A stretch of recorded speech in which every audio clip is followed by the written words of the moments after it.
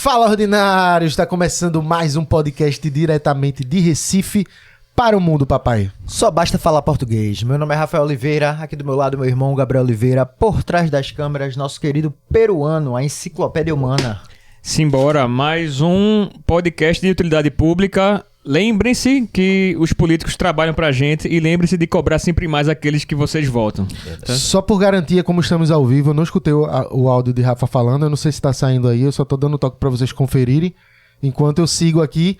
Primeiro, já agradecendo a você que a gente tá começando mais um podcast, mais uma da série de conversa com os pré-candidatos a governo do estado de Pernambuco. Então hoje estamos aqui com o pré-candidato pelo Missão, Renan Alais. Seja bem-vindo, velho. Obrigado aí pelo convite. Prazer também. Simbora conversar. Estou à disposição aí pra gente conversar bastante sobre política hoje. Vamos embora, trazer tuas propostas, tuas ideias pra gente debater. Eu já vou começar pedindo a você que tá acompanhando até aqui, como todos os outros podcasts, eu tô deixando a mensagem para que a gente comece sempre com educação. Mande sua pergunta, mande seu questionamento, mas haja com educação. Mande sua pergunta direitinho, senão a gente não vai ler. Não adianta ficar falando dessa polarização louca, esculhambando uns aos outros, senão a gente não vai ler. Vamos fazer um negócio sério para que a gente possa conversar. Então, todo candidato, a gente tá reforçando isso aqui para que a gente mantenha um respeito e a gente consiga conversar com todo mundo. E tá sendo massa. Vocês estão respeitando, não tô reclamando não. Só tô reforçando a ideia. Então, Renan, antes da gente começar, eu preciso agradecer a nossos patrocinadores aqui. Então a gente já vou começar de cara agradecendo a Pitu. Você não tá ligado ainda na Pitu Remix. Se você não tá ligado por acaso, né, que a gente já falou tanto, Rafa, que é capaz da galera já tá todo mundo ligado. Mas a Pitu Remix é a Ice da Pitu. Então tem de limão e tem de abacaxi com coco. Se você ainda não provou, não perde tempo. É Pitu, parceiraça, empresa pernambucana, dando valor ao criador de conteúdo pernambucano. Valeu, Pitu, tamo junto. É isso aí, agradecer também a Esportes da Sorte. Copa do Mundo tá chegando, tem muita aula de boa pra você fazer aí a longo prazo. Lembrando sempre, jogue com responsabilidade, só para maiores de 18 anos, tá bom? Lembrando que Rafa vai estar na Copa do Mundo também, fazendo cobertura aí pra gente ao vivo. O podcast vai estar rolando com os gravados que a gente tá fazendo aqui. Mas também vamos entrar um aqui ao vivo, mas acompanha na Recife Ordinário no Instagram, que a gente vai estar lá cobrindo pra você Copa do Mundo. Também agradecer a nossa parceiraça Red Bull, que tá com a gente aqui desde o início desse ano. Então tamo junto, Red Bull. Muito obrigado pelo apoio, pela parceria sempre. E também a Tintas Unilux, que estão sempre garantindo a pintura de toda a casa aqui, de toda a nossa empresa. E também de você, o cidadão, aproveitar aí nesse momento da Copa do Mundo para pintar sua rua, pintar sua casa. É Unilux, mais uma empresa de Pernambuco, sempre valorizando o criador de conteúdo pernambucano. É isso, obrigado a todo mundo, vamos embora começar. Renan, engraçado que já é o teu Renan e o candidato a presidente também é Renan, né? Exato. E eu já vou começar fazendo a pergunta que a gente começa abrindo para todo o candidato. Por quê? O que é que te motiva a ser governador de Pernambuco, velho? Cara, é uma ótima pergunta, porque a política é algo muito importante. Então, como qualquer jovem, eu sempre quis poder fazer parte de algo, deixar um legado, participar de um grupo para poder fazer a mudança do que eu acredito, do que eu defendo. E a política brasileira era muito carente disso. Hoje a gente encontra sempre as mesmas caras, sempre os mesmos políticos, e eles vão trocando de partido, eles vão trocando de apoios, mas no fundo é sempre a mesma coisa. Então, eu sempre quis poder fazer parte disso. Só que eu nunca achei que isso um dia ia acontecer. Primeiro, eu sou de um bairro classe média, uma família normal, de uma cultura de... se você...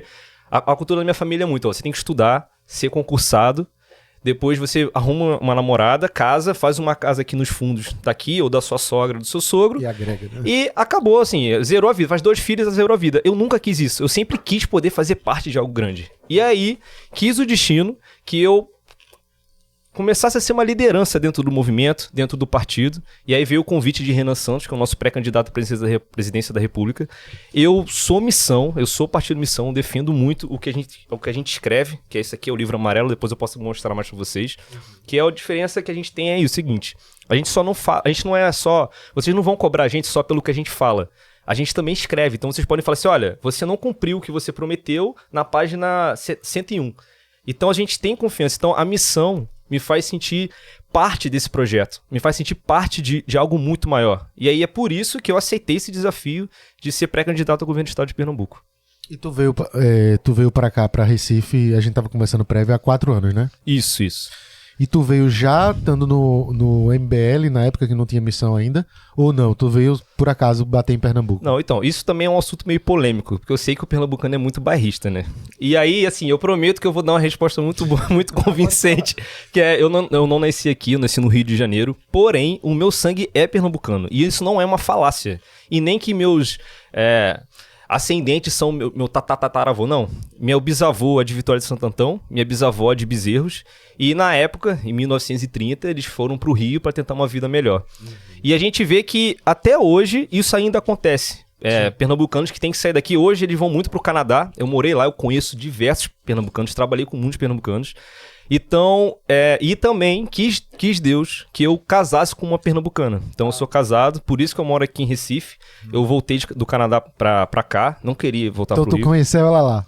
Não, eu conheci ela aqui ainda. Depois que voltou. É porque assim, eu fui pro Canadá pela primeira vez solteiro, não a conhecia. E aí lá, trabalhando com os pernambucanos, eu conheci um.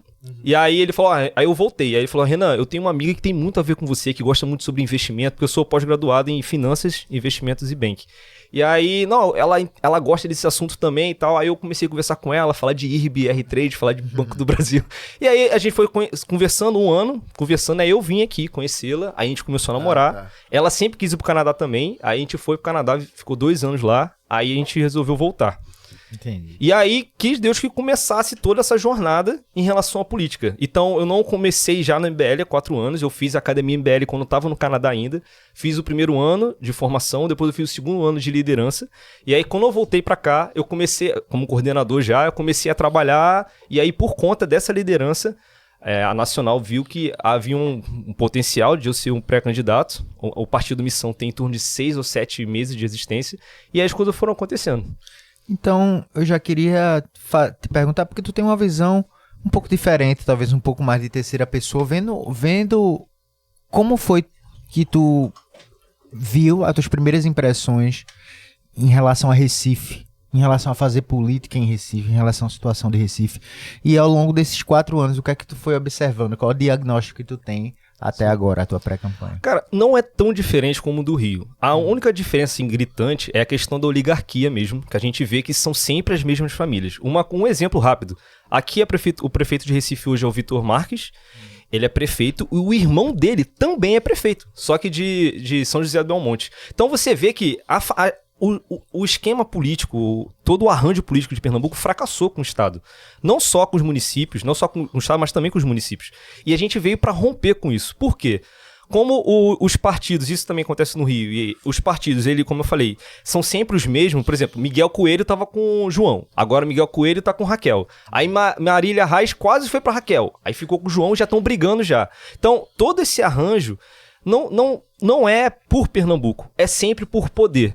Então, essa leitura que eu faço, o Partido Missão veio para romper com isso, e a gente não veio romper para criar uma nova oligarquia. Pelo contrário, a gente quer encontrar jovens, de pessoas que estão nessa cidade, por exemplo, São Lourenço da Mata.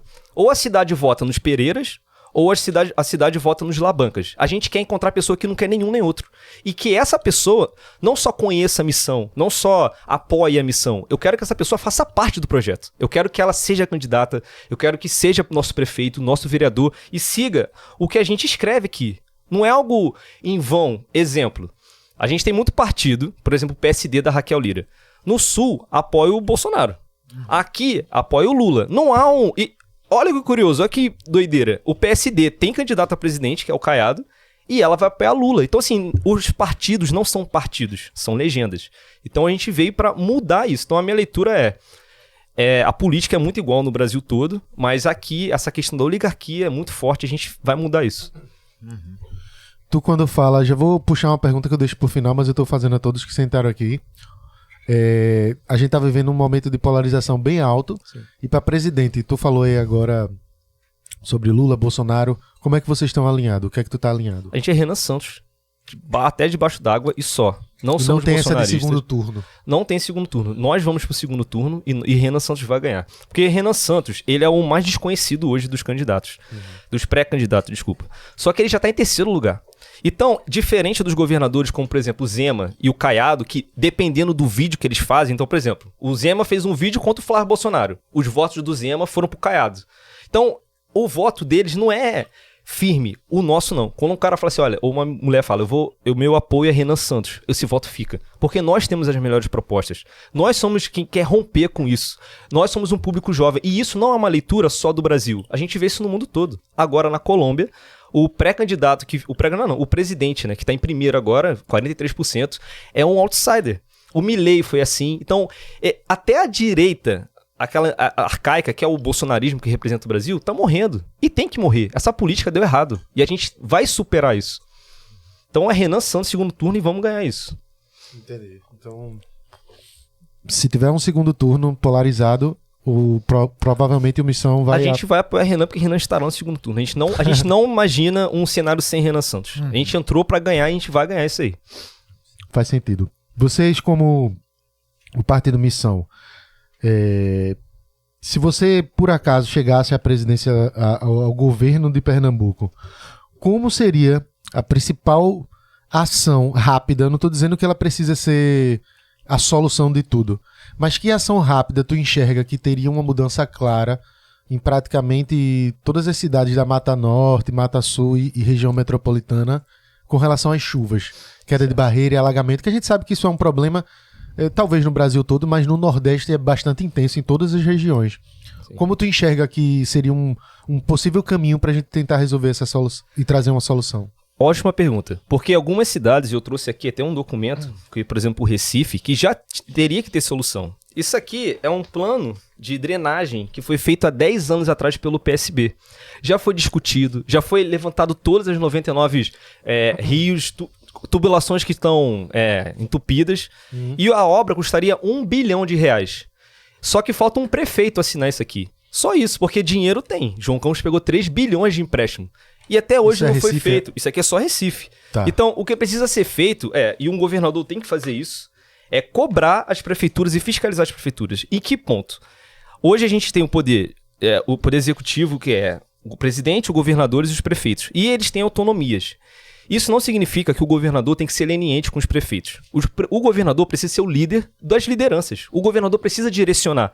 Mesmo que não seja a competência dele, ele precisa indicar e falar, olha, isso aqui tá certo, vamos fazer por isso aqui, vamos ter reuniões. E hoje não existe isso. A política de Pernambuco é resumida em troca de favores e troca de votos. Então, quando é voto para a prefeitura, os prefeitos ou as oposições usam as emendas, compram o voto das pessoas, garantem, por exemplo, cargos comissionados, e aí ali virou um polo de poder. Então, exemplo, aliança. O prefeito tem 80% de aprovação, mesmo sem saneamento básico, mesmo sem água tratada. Mas por quê? Porque ele controla a população com assistencialismos. Então, ele não se preocupa, por exemplo, em aumentar a quantidade de pessoas trabalhando. Porque como o Bolsa Família é federal, para ele tanto faz.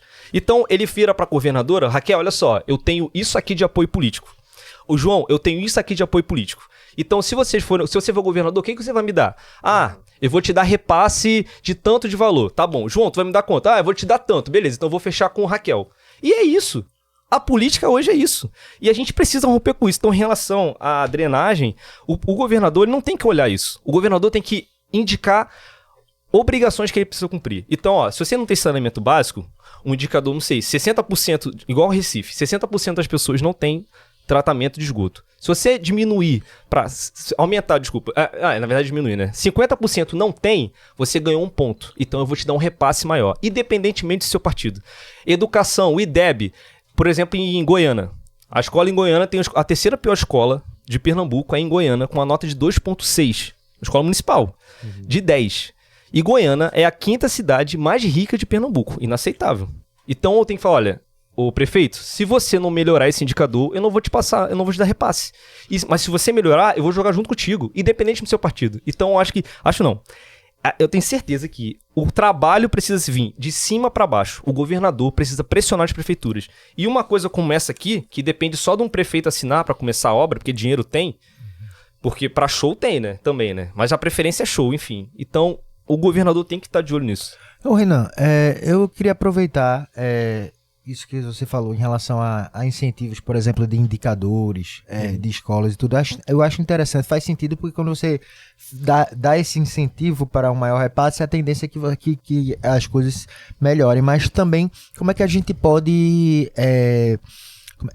não cair na armadilha dos números, no sentido de que o que a gente mais vê é tentar manipular esses números. Feita a questão de... um exemplo que posso dar foi da própria mulher candidata que sentou aqui, estava falando sobre a questão da polícia, que diminuiu o índice de criminalidade, mas também prendendo mais e questões que não eram necessárias. Então, tipo assim... Foi a delegada Natasha? Foi a delegada Natasha que ela falou isso, porque aí, justamente, vai entrar ali naquele ponto lá para bater as metas, mas no fundo o número ali tá maquiado, né? Como é que a gente pode... combater isso, né? É curioso porque, assim, na sua colocação, e realmente acontece, é como se o prefeito quisesse enganar o próprio governo do estado pra maquiar o número pra poder ganhar mais repasse. Pra tu ver, e realmente, eu tô falando que isso não acontece, não. Isso acontece. Isso acontece, e é triste isso. É muito triste isso. Mas como é que a gente poderia fazer? O próprio estado precisa fazer essas avaliações. Eu vou dar até um exemplo rápido sobre educação. Todo ano tem o SAEP, que é uma prova anual para descobrir quais são os problemas da educação. Só que só no final do ano eletivo que vão tentar resolver o problema. A gente precisa ter indicadores rápidos. Exemplo, a última informação das notas das escolas municipais e estaduais são de 2024. Então a gente precisa ter avaliações e análises mais rápidas, com resultados mais rápidos, para a gente saber onde está errado. Então a gente quer criar, por exemplo, o Avalia PE, que é bimestralmente essas provas, para a gente se identificar e corrigir. Isso também inclui a segurança pública, que hoje a gente também tem um problema muito grave orçamentário. A gente pode entrar mais nesse assunto, que, na nossa opinião, esse é o maior problema de Pernambuco e nenhum pré-candidato está falando sobre isso. Mas... no caso na sua pergunta, a resposta é o próprio governo do estado precisa fazer essas avaliações. Realmente não dá para confiar nos prefeitos. Vamos falar desse ponto, já que tu trouxe pra gente ir destrinchando mais. O maior problema de Pernambuco hoje é orçamentário. Sim. Hoje, o orçamento anual do governo do estado de Pernambuco é 60 bilhões de reais. E aí você vai falar, pô, Renan, 60 bilhões é muito dinheiro. E realmente é. O problema é que 97% desse orçamento já é fixado. Pagar salário, pagar conta de luz das instituições, água, telefone. 97%. 97%. Então sobra em torno de, dependendo do ano, porque você tem que pagar a dívida, sobra em torno de 2,6 a 4 bilhões por ano. Como é que eu vou contratar, por exemplo, policial? A gente tem um déficit. A Raquel Lira tá aí comemorando que contratou mais 3 mil policiais de Laranjinhas, só que a gente tem hoje 17 mil. A gente deveria ter, por lei, 22.800. E aí piora, porque a gente tem o cadastro de reserva, as pessoas passaram, não estão sendo chamadas, e a Raquel quer fazer um novo concurso, gastar milhões para uma nova prova, para meio que mostrar que ela é a favor da polícia. Ela tem que cumprir... Ela tem que cumprir o orçamento para bater o que é mínimo. E aí, a questão do orçamento é esse. Por falta de orçamento, eu não consigo, por exemplo, contratar mais professores, que é preciso, mais médicos, mais policiais. E a discussão que a gente quer trazer é enriquecer Pernambuco. Pernambuco precisa investir em infraestrutura, fazer com que a Transnordestina seja concluída. E isso é um caso também muito interessante. Por quê? Isso mostra o quão Pernambuco hoje é dependente do governo e da União. Porque a Transnordestina é o coração de tudo. É o que vai fazer a gente conectar, por exemplo, o sertão do Araripe, que é onde a gente tem as maiores reservas de gesso do mundo, com a Europa, com os Estados Unidos, com a China. A gente precisa enriquecer esses lugares. Então, se a gente consegue aumentar o orçamento, que hoje é 60 bi, por exemplo, para 80 bilhões, com esse gap, aí eu consigo contratar mais pessoas, consigo aumentar salário de professor que precisa ser aumentado. Então, a discussão não é... qual obra eu vou fazer? Igual o João Campos e Raquel fazem. Eu fiz a obra... João Campos, toda hora ele fala, eu fiz a obra do Hospital da Criança. Como é que ele é um bom gestor, como ele se coloca, se o Hospital da Criança custou o dobro do que deveria? O Hospital da Criança era para custar 100 milhões de reais, custou 200 milhões. Então ele poderia ter feito 2 escolas. E ele tá comemorando isso, como se ele fosse um bom gestor. Mas na verdade ele é um fraco. Ele é muito fraco, porque ele tem que ficar toda hora se provando que ele é igual o pai dele. Então todos os vídeos que ele fala assim, a gente tem que olhar pro futuro. Mas todos os posts dele é remetendo ao passado. E além disso, ele tem que ficar mostrando que ele tem o apoio do povo. Aí ele tira foto, mostra vídeo com as pessoas atrás dele, idosos, que são pagos pra estar ali. Vamos falar a verdade? São pagos pra estar ali. Ou pagos diretamente ou indiretamente, por carro comissionado. E aí a gente vive essa fantasia. Como se tudo tivesse maravilhoso. E o orçamento, que era para fazer com que Pernambuco enriquecesse, não acontece. Aí, a Transnordestina, que era estar pronta em 2010, até hoje não está pronta. João, Raquel e Pedro Campos ficam comemorando que agora o Lula disse que vai terminar. 16 anos já, não terminou, e a gente vive fantasias. Eles tiram fotos, dizem que vai fazer, não vai fazer. A Arena Pernambuco é um exemplo disso. Falaram que ia ter uma cidade em volta da arena, que é o normal, um estádio de futebol. Naquela proporção, do lado, em volta só ter mato, não faz sentido nenhum, não ter comércio. Tu chega lá de noite agora nesse horário, não vai ter luz de volta. Tá apagado. Então, assim, a política pernambucana falhou com Pernambuco. E a gente vem trazer propostas para remeter ao passado, porque Pernambuco tem um histórico revolucionário, tanto a Revolução Praieira quanto a Confederação do Equador. Foi porque Pernambuco não aceitava perder o dinheiro que vinha daqui e ia para Dom Pedro I, depois Dom Pedro II. E hoje a gente vive a mesma coisa. A gente tem que ficar dependendo do governo federal. Tem que ficar dependendo de lá em Brasília. Fala, Lula, por favor, Lula, manda dinheiro pra mim. Manda dinheiro aqui pra Pernambuco. Aí o Lula, tá bom, eu vou lá mandar dinheiro. Aí ele manda dinheiro, faz uma obra e não acaba a obra. Ainda rouba a gente ainda. Porque ele usa a obra pra desviar dinheiro. É um manicômio. Então a gente precisa criar uma nova revolução. Do mesmo jeito que teve revolução naquela época, a gente tem que criar uma nova revolução. E essa revolução envolve acabar e romper com essas oligarquias. João Campos representa uma família que era escravocrata. Passou pela colônia, passou por império, passou pela Primeira República, depois passou pela ditadura de Vargas, depois mais uma república, depois a ditadura militar, depois mais uma nova república e até hoje a família João Campos está no poder. E o que Pernambuco ganhou desde então? Nada. A gente continua no século XVIII. Por quê? Dizem que a rádio levou lá a luz pro interior e até hoje a gente está lá. A gente não tem ferrovia, a gente não tem saneamento básico. Dois problemas que já foram resolvidos no século XIX. Então a gente quer trazer Pernambuco, pelo menos para o século XIX. Fazer com que Pernambuco tenha um mínimo para aumentar a receita. Quando aumentar a receita, aí a gente vai começar a investir e melhorar todos os outros indicadores. E os prefeitos precisam ser cobrados, porque eles também têm orçamento. E como é que a gente consegue trazer dinheiro para Pernambuco? Para aumentar esse orçamento? Então, a gente tem que investir em infraestrutura. Então, por exemplo, hoje a rodovia, a gente ainda está investindo em rodovia, mas a duplicação parou em São Caetano. A gente não conseguiu mais terminar. A gente não tem ferrovia, não só para produtos, mas também para as pessoas. Exemplo, no Canadá, lá existe o Go Transit, que é um sistema ferroviário de passageiros que cruza todo o país.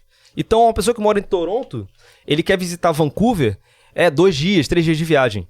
A gente tinha que ter também aqui, de ligar Pernambuco a Petrolina, de chegar em 6 horas, 8 horas. Isso ia fazer a gente conectar não só os estados, mas a riqueza, a cultura.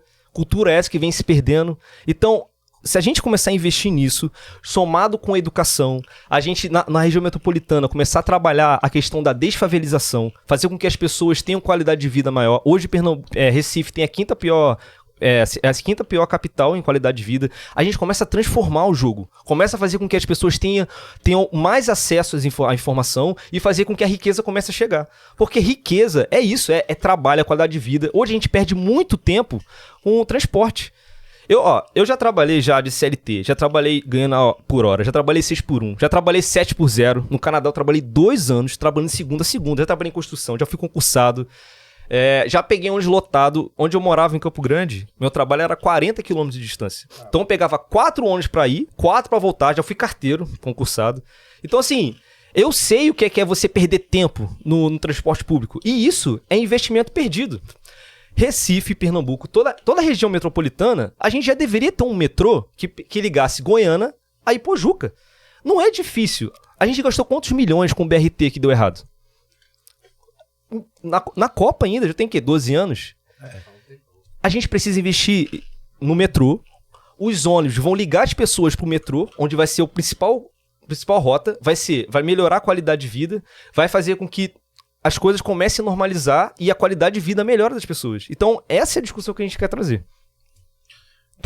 Ainda dentro desse assunto econômico, tu acha que o Estado hoje, o Estado de Pernambuco, não só hoje, mas também da época do PSB, e fazendo um comparativo com Raquel, tem alguma diferença no sentido de apoio ao empreendedor, ao microempreendedor?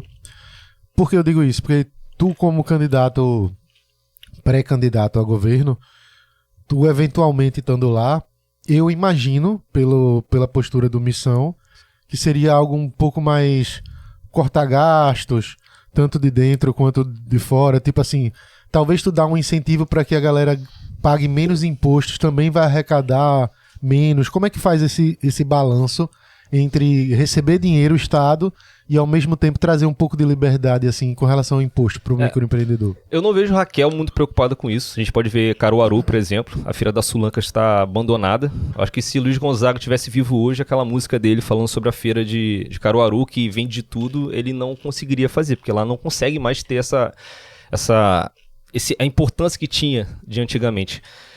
A questão de reduzir gastos, a gente pensa em fazer isso de forma inteligente. Não é reduzir por reduzir. Como eu falei, a gente precisa pagar bem as pessoas. A gente precisa ter mais funcionários. A gente tem déficit de concurso público. Exemplo, eu não quero um professor que ganhe 4 mil reais para me entregar um valor de 4 mil reais. Eu quero um professor que me entregue 15 mil e receba os 15 mil. Hoje, existe uma pressão contra o professor que ele recebe 4 e tem que entregar 10. Eu não quero isso. Só que eu não vou ser leniente ou mentir para a população e falar assim, não, se eu for governador, ou se eu for eleito um dia, eu vou aumentar a salário de todo mundo, vou contratar... Não, por conta que eu falei do orçamento. A gente não tem isso. Então a gente tem que investir sim no pequeno empresário. A gente tem que criar novos modelos de ferramenta para, como eu falei, enriquecer, aumentar a receita. E você abrir mão de algum imposto, por exemplo, também não pode ser algo eterno, como acontece no Brasil. O Brasil hoje é um favorecimento muito grande das elites. Então, por exemplo, a Localiza recebeu um acúmulo de perdão fiscal, bilhões de reais. Em alguns momentos a gente pode fazer isso. Por exemplo, aqui na região da Mata, para a gente fazer a região da Mata ficar mais rica hoje, que hoje é muito favelizada. É a alta dependência da cana.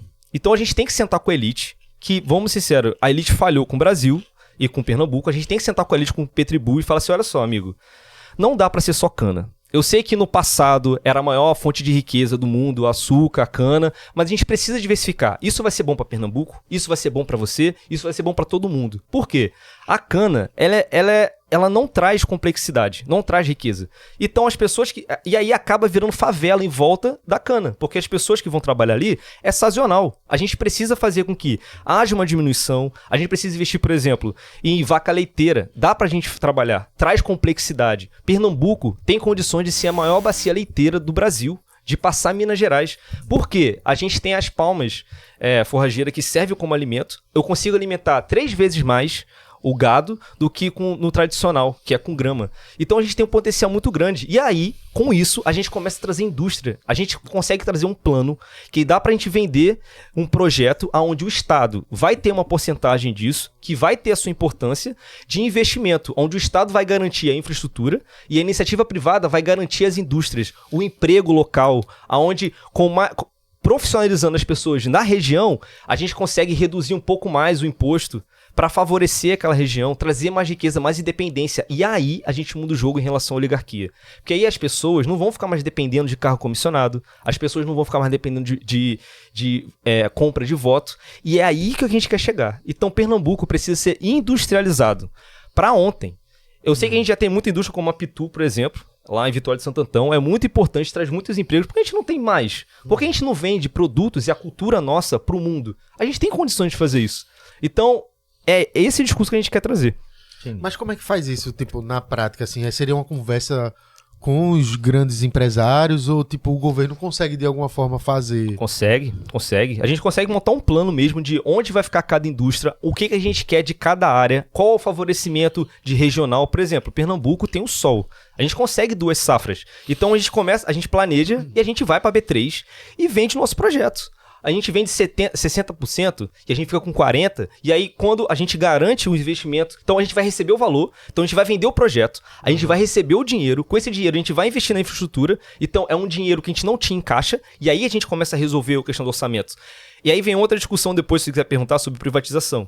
Que Sim, vamos. Entra exatamente nesse ponto, porque a gente começa a ter um dinheiro privado, a gente investe na infraestrutura, e aí envolve também, isso, o compromisso de fiscalizar. A gente não pode mais permitir, por conta da falta de orçamento, obras que são usadas para dividir dinheiro. Então a gente tem que fiscalizar e a gente tem um plano para isso. Então a gente fiscaliza, entrega a infraestrutura e as indústrias chegam.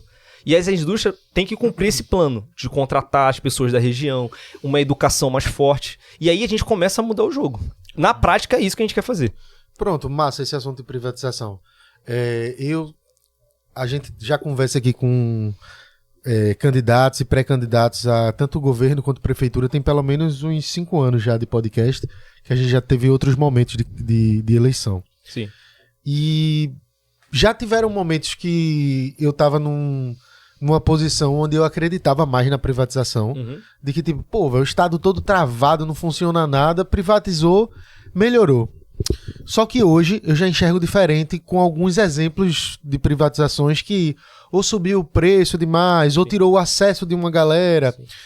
Isso tem diversas formas de privatizar. Aí eu trago justamente nisso.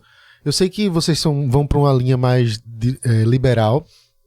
Aí eu pergunto, como é que tu enxerga essa questão de fato da privatização? Porque hoje acontece de uma forma, no Brasil inteiro, é uma privatização como se fosse uma entrega praticamente para os grandes empresários. Sim. Por exemplo... Para os mesmos amigos dos caras que estão lá, né? E além de ser dos mesmos amigos, ou é vendido algo com um preço muito pequeno, o lucro é muito baixo, ou então os caras investem ainda mais, o cara privatiza, ainda paga pro empresário. Sim. Tipo, que tipo de privatização daria pra tu... Lembrando que você fica refém também ali, né? Da boa vontade das pessoas ali, porque eles vão colocar a tarifa que eles querem.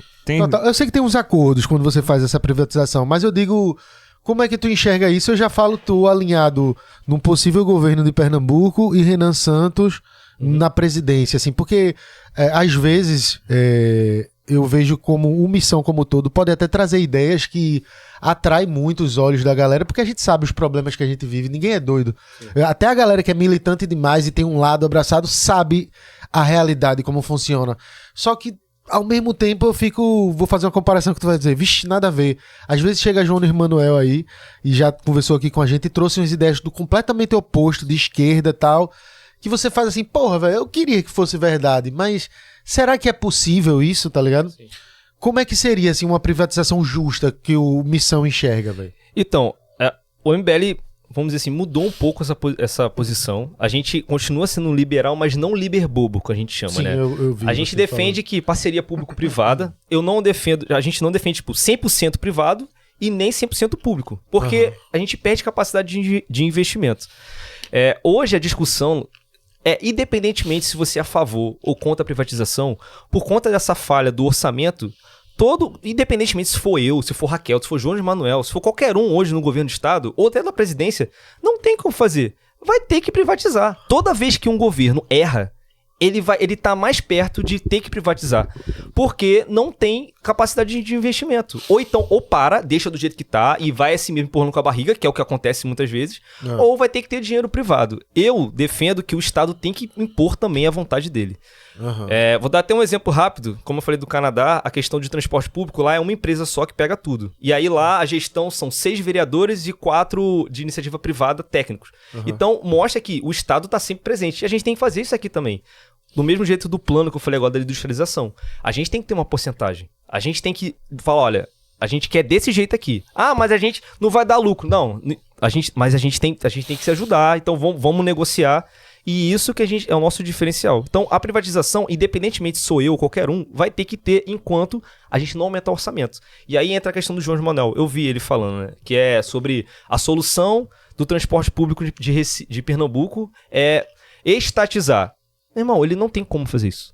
Ele não tem como. Então, assim, ele tá sendo só tabacudo, falando que uma coisa que não vai acontecer. Se a gente conseguir... Aí, vamos lá. Vou dar uma chance pra ele. Tá. Se a gente conseguir aumentar o orçamento, vamos lá, exemplo, 120 bilhões, e eu tiver esse gap, assim, esse caixa, aí dá pra gente conversar. Eu sou contra, vai dar errado, mas aí dá pra gente ter esse diálogo. Hoje, ele fala sobre isso, ou o Ivan também, que falou sobre passe livre, e ele ainda fez uma conta errada de padaria. Ele mesmo falou, eu fiz uma conta de padaria aqui, 1,5 bilhões você encontra aqui. Ele precisa criar 1,5 bi. Ele não pode tirar de um lugar e repassar.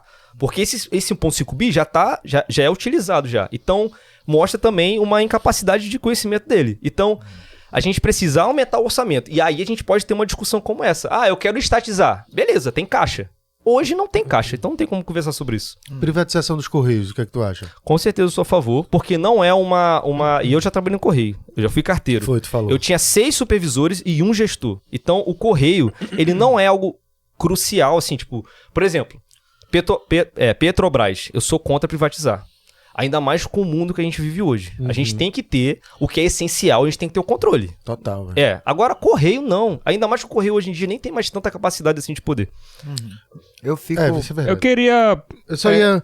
Mas assim, rapidinho, dos mas correios, as aí. partes do correio que Eu vou nisso. não é lucrativa, eu defendo ser estatal, tem que ter o subsídio, mas as partes lucrativas, eu não ligo de privatizar porque a gente tá perdendo receita. entendi. Era exatamente isso que eu A ia gente tá perguntar. perdendo Como é que vai receita funcionar? porque a gente tá perdendo concorrência. Então, vende a parte lucrativa, mantém os lugares onde a iniciativa privada não quer. Não vai, não vai. E é melhor do que tomar um prejuízo igual agora. 8 bilhões de prejuízo. Com esse dinheiro, com menos que isso, eu conseguiria garantir o correio nos lugares que não tem lucro e ter pelo menos uma receita na venda do correio. Onde o dinheiro que eu vendi pode ser um fundo que a rentabilidade pode pagar o custo do que não é lucrativo. A lógica seria essa. É que a questão dos Correios, em algum momento eu já fui a favor da privatização. Hoje eu já não acho, mas independente disso, as referências acabam sendo, por exemplo, Estados Unidos. USPS é estatizado e não dá lucro. E é os Estados Unidos, velho. É o país liberal lá e etc, tá ligado? Então tem coisas ali que, por mais que você ache que tinha que ser privatizado, eles ainda não fazem desse jeito, né? Eu ia dizer, é porque, beleza, talvez lá tenha uma importância diferente, mas os Correios hoje, isso não é uma crítica, tá, galera? É uma pergunta. O que é que ele domina? Tipo, é só entrega de cartas? Porque de produtos também... hoje em dia tem várias empresas isso que que eu já ia dizer. entregam. No caso, por exemplo, a Amazon, Shopee, Mercado Livre já tem centro de distribuições com entregas já funciona, próprias, Sim. né? Nível aumentando. Não sei como funciona nas partes mais remotas, que esse é o porém, né? Porque no fundo eu também fico com aquela sensação de tipo assim, já tá rolando o que funciona na prática, que é encomenda. Carta quem é que manda? O que é documento? Eu sei que é carta, O que é correio. O que é que Tem faz logística deles tão também. necessários? Então, tirando a parte dos interiores, dos cada lugares vez difíceis. mais o correio vem sendo substituído por serviços de melhor qualidade. A questão, comparando nos Estados Unidos, daqui, é que aqui a concorrência é meio que... Vamos lá, melhor. Vou explicar melhor. O correio hoje, ele não serve para entregar carta. Hoje o correio serve para cabide de emprego. Então um político lá, o Lula, precisa de apoio político em Brasília, e aí ele coloca os amigos deles e eu falo isso pro Bolsonaro também, mesma coisa. Coloca os amigos deles na empresa, e a empresa perde a função de entregar carta e produto e foca em manter pessoas que não têm conhecimento técnico para gerir uma empresa. Então, o problema, primeiro é esse, e os Estados Unidos não passa por isso, e o segundo problema é a burocracia. Se eu quiser demitir hoje um carteiro, eu não consigo. Um mau carteiro, eu não consigo. É muito difícil. Até consigo, mas é muito burocrático e um juiz pode, na canetada, mandar voltar e pagar todo o retroativo. Então você perde flexibilidade de demitir maus funcionários. Então, e hoje o Correio tem, acho que, se eu não me engano, 60 mil funcionários a mais que o necessário. Então vira uma bola de neve. E aí, nesse sentido, privatizar é uma solução. Se tratando ainda desse assunto de privatização, eu queria trazer outros pontos, né? Porque, por exemplo, beleza, a gente falou dos Correios agora. Transporte público. Aí vamos lá, tem saúde e educação. A saúde e a educação, que são públicos, o Estado ele não vai pegar esse dinheiro de volta. Sim. Né? Sim, você está colocando dinheiro ali. E é a mesma coisa que se supõe que deveria ser com o transporte público. As Sim. pessoas ficam esperando que é uma coisa para dar lucro. E eu já vi que não é. Eu me iludi uma época achando que era. E não é também, né? Então tem esses paradoxos aí, né? Dessa coisa aí de tipo assim, como é que você vai privatizar uma coisa que às vezes nem é pra dar lucro? Eu queria complementar isso aí já, tu pode falar mais, mas eu sempre que eu via essa discussão de privatização, sempre pra mim eu achei muito, eu acho muito, assim, você colocar privatização, sou contra, sou a favor, uma coisa muito... Pô, eu estudando, eu me formei em economia, então você vê os exemplos e quando eu estudava isso, eu entendi assim, não existe muito bem ser a favor ou contra a privatização, você entender o contexto de cada caso, de né? cada caso. Isso. Na minha cabeça eu sempre imagino assim. E aí, tu deu um exemplo dos Correios, uma das coisas que era uma das coisas que eu me perguntava no sentido de tipo, se a questão é o essencial, existe essa forma de deixar o Correios, no caso, né, privatizar ou fazer uma abertura total do mercado e deixar ele somente no essencial, que seria talvez cartas de sigilo do governo e lugares remotos. E outra coisa também, já que a gente tá no assunto e Carlinhos puxou o que eu ia perguntar, que era das outras áreas. Existem áreas que são essenciais, né? Feito saúde, segurança e educação. Tu imagina que essas áreas, diferente das áreas de serviço, são áreas que não deveriam ser privatizadas ou que também dá para ter um tipo de parceria público-privado, dá para ter alguma outra solução? Como é que tu imagina? Então, áreas como essa realmente não tem que ter lucro. Saúde, educação, principalmente educação, que é investimento. A gente está pegando um jovem e preparando ele para o mercado de trabalho. E aí, por isso também a gente tem que ter investimento em infraestrutura. Porque quando ele se formar, eu vou ter emprego para ele. Se eu investir só em educação, eu vou formar ele para trabalhar em outro estado, em outro país. Então, nessas áreas, a gente não tem que ter lucro. Porém, isso não impede a gente ter parcerias públicos-privadas. Um exemplo em relação à educação, por exemplo. Hoje, o pedagogo, o diretor, ele precisa se preocupar que o muro caiu, que o telhado está quebrado, que falta papel higiênico. Além da burocracia que ele tem de ter que comprar, abrir licitação. Se a gente colocar uma administração privada ali, onde a educação vai continuar sendo pública, os professores são concursados, mas o pedagogo, que é o diretor, ele vai se preocupar com isso só. Ele não vai se preocupar mais com o muro. O Paraná fez isso. O São Paulo está fazendo isso. E o Paraná hoje é o estado que tem melhor IDEB. Então a gente tem que trazer isso para Pernambuco também. Dá esse ganho de tempo pro pedagogo, pro diretor. Então, a iniciativa privada, outro exemplo é a saúde, as OS. As OS são uma realidade hoje. Não tem como você tirar a OS. Tanto que até governo de esquerda hoje usam, e é normal, e tem que ser utilizado. A gente tem que ter que ampliar isso. O que não pode é o Estado perder o controle dos setores de saúde e educação. O Estado tem que estar presente sempre, fiscalizando, cobrando, colocando nos contratos avaliações dos próprios professores, dos próprios alunos, de quem utiliza o serviço, e aí, se não bater esses indicadores, a gente tem que trocar de administração. Como é que tu enxerga o turismo em Pernambuco, velho? Tipo, da vez passada que a gente conversou com os pré-candidatos a governo, eu bati na tecla de todo mundo que sentou aí. E dessa vez eu vou deixar até mais para quando tiver o bicho pegando mesmo, já todo mundo candidato, a gente vai fazer aqui de novo com uma interação um pouco mais diferente, assim, trazendo outros tipos de questionamentos mais quentes do momento. E eu vou puxar mais isso, mas eu queria saber de tua opinião, porque eu tô curioso. Sim. Como eu te disse, a gente se conheceu nesse momento aí de campanha. Eu não te conhecia o Missão, mas não sabia que vocês estavam lançando agora. Sim. E aí é uma curiosidade minha, assim, como é que tu enxerga o turismo, velho? Porque eu acho Pernambuco, o Nordeste como um todo, mas Pernambuco um puta de um potencial. Uma mina de ouro. Tem uma mina de ouro, velho, de tantos lugares fodas, de campo, de caverna, da parte do sertão, da parte das nossas praias, que poderiam ter um investimento e talvez uma estratégia, não precisa às vezes nem gastar. É só organizar o que já existe pra gente conseguir um lucro e conseguir ter uma visão, Renan. De que a galera de fora faz assim, porra, eu conheci agora o Vale do Catimbau, sei lá, uma galera do Rio de Janeiro que tá lá e faz assim, porra, no Nordeste não tem só praia não, velho, tem o Vale do Catimbau, mas que chegue lá e tenha uma estrutura e tenha hospedagem, porque há pouco tempo atrás só tinha um ou outro. Porra, parece que é a mina de ouro que tá lá e... Adormecida. Me desculpe a todos os que já passaram, mas parece que a galera faz questão. Eu queria entender o porquê. Faz questão de não mexer, velho. Deixar como tá. Parece que é bom pra eles estar desse jeito, velho. Então, a gente vê... Por exemplo, Recife. A gente vê o quanto o centro... Recife, porra, total. Como o centro de Recife está abandonado. A parte cultural é muito... A cultura de Recife é muito centro. E é completamente largado, abandonado. Um monte de pingente agora, um monte de pessoas morando na rua, que também é um outro problema que a gente tem que resolver. E parece que são dois Pernambucos, né? Separados. A parte na verdade, três, né? A parte do sertão, a parte do Agreste e a parte da região metropolitana. E parece que eles não se conversam. E a gente precisa conectar isso, como eu falei, a questão da ferrovia, conectar as pessoas conhecerem Triunfo, por exemplo, Mar Gravatar, conhecer, pra gente vender esse produto, que é cultural, não só dentro do Brasil, mas vender pra fora também. A comida, a música. É muito fácil vender Pernambuco. Sim, é. Música, comida, tudo tá falando. E eu sei, porque eu tô vivendo isso. Pernambuco é incrível. Pernambuco é lindo, Pernambuco tem tudo. É foda. Só não tem neve, é o que eu falo. Só não tem neve. E é até bom não ter neve, pra ser bem sincero. Então, a gente consegue vender isso. Só que como é que a gente vai vender? Como é que a gente mostra com as políticas e os políticos que a gente tem hoje, que eles dizem se preocupar com a cultura, se nem no centro de Recife é cuidado?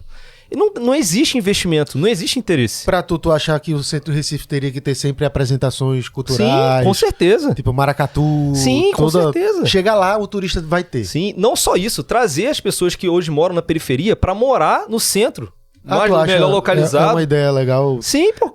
Tu fala de como? De trazer para as casas de lá? Sim, reformar o centro, trazer comércio, trazer as pessoas pra que as pessoas moram... saem de casa e vá para lá. Não, Ou tu fala em moradia? morar mesmo. Por quê? Como? Porque hoje os habitacionais... A gente vai estar na esfera agora de desfavelização. Certo. Os habitacionais hoje, eles são feitos escanteados. Então, as pessoas moram na periferia, moram em comunidade, controladas pelo tráfico.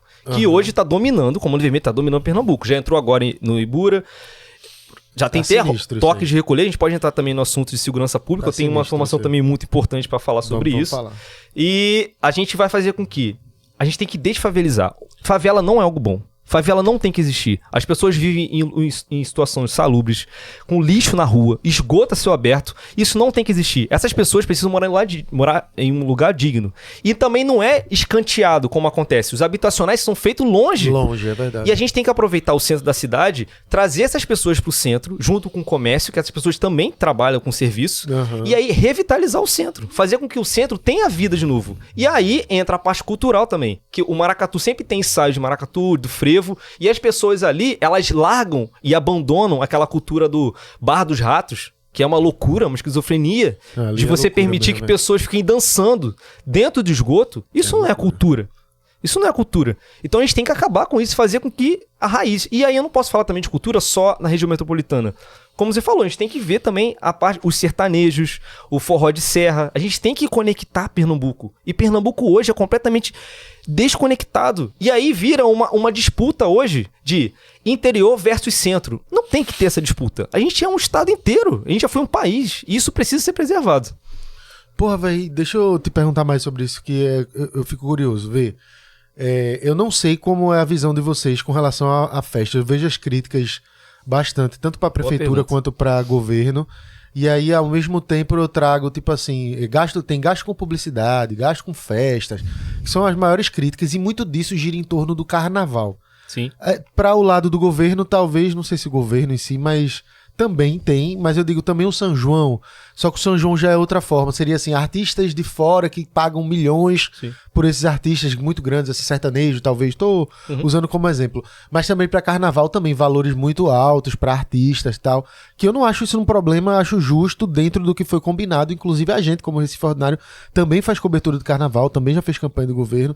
O meu ponto não é a crítica em si, mas como o Renan enxerga essa forma de utilização de verba pública, tanto da prefeitura quanto do governo atual, como tu enxerga tu estando na posição deles, no teu caso como governo. Por que eu te pergunto isso? Porque ao mesmo tempo que eu entendo que são gastos que poderiam ter sido utilizados em outros lugares mais importantes, ao mesmo tempo eu entendo que a cultura tem que ser mantida viva. Sim. E ela vai ter que existir ali também. Carnaval como não vai acabar, incentivo. né? O São Carnaval, João o São João não vai acabar. Sim. Como é que tu equilibra isso para que a galera que te acompanha entenda assim? O problema do carnaval é que ele está sendo utilizado para ganho de voto. Não é para incentivar a cultura. A prova disso é que João Campos, quando é ano de eleição, ele investe 3 vezes mais com carnaval do que em ano que não é de eleição. Então, isso mostra um indicador. E aí no interior é mais grave, por quê? No interior os indicadores são piores ainda. Exemplo, Orocó. 97% das pessoas que moram no Orocó, dos 14 mil habitantes, 13 mil estão no Cade Único. E aí eles gastam dinheiro com festa que talvez ali já não seja mais a prioridade. É claro que pode ter festa. Festa traz economia, ajuda ali os comerciantes, só que parece que isso... Parece não, isso virou um fim em si mesmo. E aí não é um favorecimento também da cultura, é um favorecimento de trazer o Wesley Safadão. O que o Wesley Safadão tem a ver? Aí tu paga 1,3 tri pra ele fazer um show, pra fazer campanha pro prefeito da cidade, e aí depois promete usar emenda pra trazer o Natanzinho. Isso não é incentivar Quando a tu fala cultura. fazer campanha, a galera pede voto mesmo? Fala, Não, mas tem manda- vídeos dele falando assim, minha prefeita, eu não sei... Entendi, pra- Gravatar, a esposa do prefeito, que é o ex-padre, cantou junto com o Wesley Safadão. E ela vai sair candidata. Entendi. Então, assim, o foco não é o show. O foco é fazer com que isso gere voto. É como se a cultura mesmo, raiz, não desse mais voto, mas o Wesley Safadão sim. Tanto é que Recife não pagou ainda os artistas que são culturais. Agora, Tiaguinho foi pago, o Wesley Safadão foi pago. E aí tem umas coisas, assim, absurdas. Por exemplo, a gente pega Goiânia. Se eu dividir o que Goiânia gastou com festa em 2025 pelos habitantes, daria R$ 2.550 de festa pra cada um. É como se o ingresso fosse... É um Lula Se Paluso. cada um tivesse um puta merda, Camusim, R$ 1.400. Camusim, Camusim é um Lula Palusa? Caralho, vai ser doideira isso E aí, e não sei, não é minha opinião não, só você entrar no TCE de Pernambuco, Isso, tá lá. isso é a média, dividindo pelo número de população. Sim, sim. número de habitantes. Merda, mano, é muito alto, velho. E aí você vai falar que é pra promover, não é pra promover. É só pra ganhar voto. E aí as mesmas famílias continuam. Então, essa é a nossa crítica. Que É porque, desculpa interromper, mas se o objetivo fosse pra promover, o resultado seria que nossa cultura fosse mais fomentada, né? Hoje tivesse mais exato, fomentada, e tá né? se perdendo. Todo mundo tá vendo que tá escorrendo pelas mãos. Tá se perdendo a cultura. E eu sei que a cultura também vai mudando, as coisas vêm surgindo. Eu entendo, mas a gente vai perder a nossa raiz, vai perder a nossa identidade, vai continuar investindo no Safadão até saturar e aí depois vem outro. Então, acho não. A nossa discussão que a gente traz de crítica é essa. Então, falta de prioridade, falta de transparência. Mas vamos trazer pra tu, governador, e pra região metropolitana, Recife. Chega um carnaval, ia ser como? Mais enxuto, tu ia focar na galera daqui, como é que tu enxerga? Eu vejo que a gente tem que, como eu falei, o governador precisa ser líder dos líderes, das lideranças. Então, se uma cidade está conseguindo cumprir seus indicadores que a gente colocou como imposição, ó, tem que melhorar a educação nesse ponto, saúde.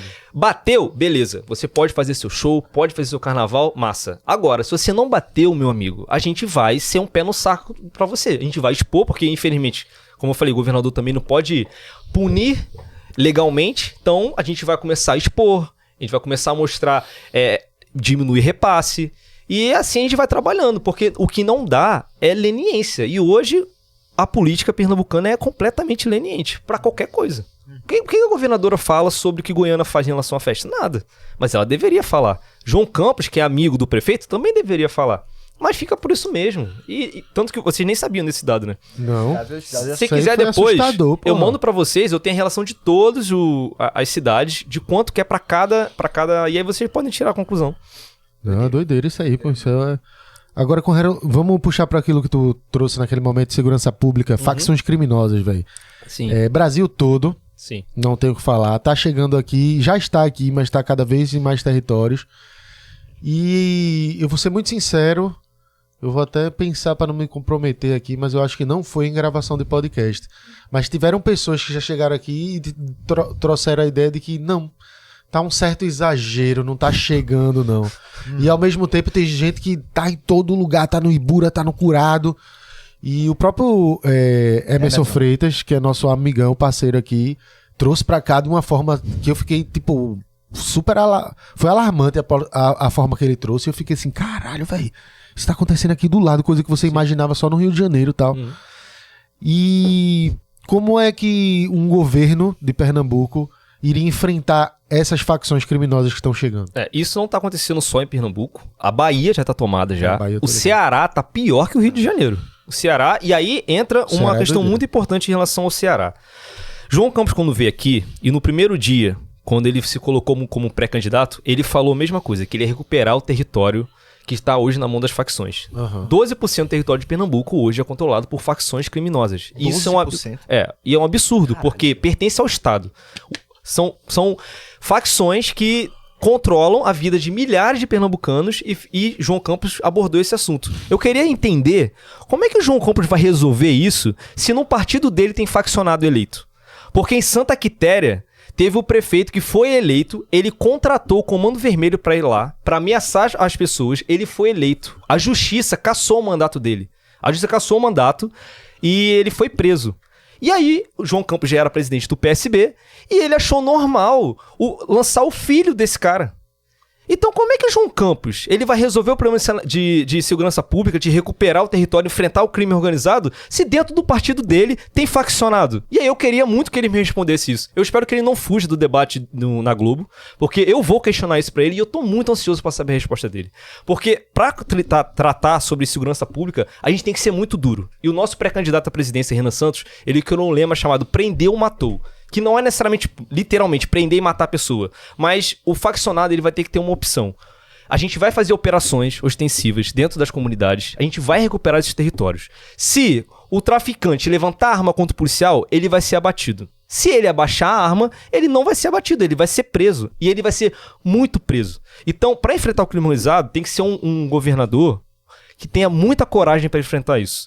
E o nosso plano é fortalecer a polícia, fazer com que... E a polícia sabe onde estão... A polícia sabe resolver. O problema é que a polícia tem medo de fazer e depois ser criticada. Eu sendo governador, eu vou usar a procuradoria do Estado para proteger os policiais. Porque esses faccionados, eles não são brasileiros. A gente defende o direito penal do inimigo, que é um direito que é um faccionado, ele não é um brasileiro. Ele tem a bandeira dele, ele tem as músicas dele. Como se fosse um invasor de território. Ele é um invasor. Ele é um invasor. E ele tem que ser tratado como invasor. Se o Trump mandar o exército dele pra vir pra cá, a gente não pode permitir isso.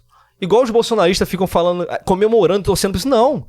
Nós temos homens aqui e nós temos que corrigir isso. Nós temos que enfrentar esse problema do PCC, do Comando Vermelho. Então tem que ter coragem. João Campos é um fraco que não consegue nem manter isso no próprio partido, mas a gente sempre defendeu a polícia, a gente vai continuar defendendo a polícia, vai equipar a polícia e vai recuperar esses territórios. Oi, não, tem tudo, não tem nada assim que seja impossível de se resolver, mas na minha cabeça, assim, de leigo, eu fico olhando assim, porra, velho, eu olho pra situação do Rio de Janeiro e parece irreversível. Parece. Ou pode ser que não seja irreversível, mas é muito mais complicado. A sensação que eu tenho é que a gente tem tempo pra poder resolver em Pernambuco antes de chegar nessa forma, porque o caminho que tá virando é isso, não só pra Pernambuco, mas no país inteiro, né? Em todos os estados, né? Sim. Por isso que a gente defende uma ação já. Então, Renan Santos, a principal proposta dele é essa, mudar a lei penal, precisa, a gente tem nossos pré-candidatos a deputado federais para trabalhar sobre isso também, para mudar o processo legal, mudar o processo penal, e endurecer essas penas. Então, a esquerda costuma muito defender... Eu não gosto muito de usar a esquerda e direita, que eu acho que hoje em dia isso aí é balela. Mas a esquerda quer justificar de que aprender é ruim e não dá resultado. El Salvador e a China desmentem essa lógica. Vai tentar ser criminoso lá na China, vai tentar pichar um muro lá na China. Então o Brasil ele precisa de um choque de lei e ordem. E com esse choque de lei e ordem, a gente vai começar a ter mais segurança, as pessoas vão poder ter uma vida... Com a vida mais segura, o custo vai diminuir também. Porque a vida de todo mundo hoje é muito baseada em segurança pública. As pessoas moram em condomínio fechado para ter segurança. As pessoas, às vezes, eu não tenho condição disso, mas compra carro blindado para ter segurança. A pessoa tem que se adaptar ao bandido e ter 2 celulares, o dele e o do bandido. Essa adaptação precisa acabar. A pessoa tem que ter segurança. A mulher, ela precisa ter segurança de andar na rua à noite. E não existe isso em Recife, nem em Pernambuco em geral. No Brasil, vamos dizer assim. A gente precisa trazer isso de volta. E só com lei e ordem e muita força do Estado pra gente recuperar essa lógica. Só que também não pode ser só prender ou matar os faccionados. É um conjunto. E aí entra a desfavelização que eu falei. Porque a cultura da glamorização da favela precisa acabar. Não é bonito viver na favela. A gente tem que fazer com que a comunidade seja uma cidade planejada e a educação. A gente precisa fazer com que... Hoje a gente tem um problema em relação ao abandono das mães e dos filhos. Então, o cara, que nem é um homem, é uma criança, abandona a criança e a menina, que é nova. Esse filho acaba indo para a escola e a escola vira um depósito. A escola que antigamente era vista como algo importante na comunidade, como uma referência, hoje não existe mais. Eu comparo até com o seriado que eu tô assistindo, de novo, que é Todo Mundo Odeia o Chris. Não sei se vocês já acompanharam. Com certeza. Ele tem os problemas sociais ali, mostra. Só que a família e a escola são 2 pilares que nunca mudam. Então, quando eles estão no jantar, eles como é que foi a aula hoje, Chris? Isso não existe mais. Então a gente tem que fazer um trabalho reverso. A gente tem que fazer com que a escola entre dentro da casa. Como? Nos finais de semana, as escolas têm que estar abertas. Terem atividades físicas, intelectuais, culturais. Fazer com que os pais participem junto com os filhos. E aí os pedagogos e assistência social entram e falam, olha, seu filho está indo muito bem em português, parabéns, mas em matemática ele não está indo muito bem. A gente vai pegar um aluno de destaque, um monitor, e vai fazer com que ele tenha aula para melhorar a questão da matemática. E aí, o jovem... Com a escola voltando a ser um centro, o jovem para de ver referência o traficante. O jovem para de ver referência a opção de eu só tenho tráfico. Não, porque além da polícia estar agora presente nesse território que a gente recuperou, a polícia também vai estar dentro da escola para proteger. Então as meninas vão se sentir protegidas e os meninos que gostam de hierarquia vão ver naquele policial ou naquele guarda municipal um exemplo masculino que ele não tem em casa. Acho massa esse final que tu trouxe, porque conecta com a minha pergunta. Eu entendo perfeitamente que ninguém tá feliz e não seria injusto, pelo menos na minha visão, você chegar num ambiente, num território que tá dominado, ser recebido armado Sim. e não poder reagir e tipo, beleza, os caras morreram, velho, foi opção. Eu também entendo dessa forma. Só que ao mesmo tempo, o lema prendeu, matou, ele é forte, Sim. vocês sabem disso. Uhum. E ele é forte em duas esferas. A primeira, que eu acho que não é o caso de vocês, que é algo que seja julgamento para a pena de morte. Eu acho que não é esse o caso. Você Não. tá falando em combate, né? Exato, que já é legal já. Se um traficante levantar a arma pra polícia e atirar, ele vai ser abatido. Isso é uma Sim. lógica. A questão do julgamento é porque tem, pra mim, abrir vários pontos em tipo um poder muito grande do Estado e dizer quem é criminoso e vai ser condenado à morte ou não. Eu acho perigosíssimo. Mas não é o caso de vocês, eu só tô pontuando. No caso do combate em si, eu acho interessante, porque de fato não tem como você combater a criminalidade se não for com esse embate claro, dessa forma que você tá falando. Prendeu, matou, dá uma resposta. Só que ao mesmo tempo o tema é forte e você sabe que existem problemas em todas as esferas, inclusive na polícia, que não é o caso da maioria dos policiais, mas existe. E tu enxerga que talvez uma forma interessante, se fosse de fazer isso, seria a galera estar devidamente equipada com câmeras para que isso seja 100% aberto, não para a população ver um massacre, uma guerra, mas para que o Estado tenha consciência e consiga saber se não existe, sei lá, incidentes inocentes no meio. Eu não vou dizer que você vai chegar lá, mas porque eu já ouvi o próprio Renan Santos falar e dizer, pô, o cara tá lá, tá com fuzil, é o quê? Beleza, eu concordo. Mas existem variáveis, o cara vai daqui de tal ponto até outro.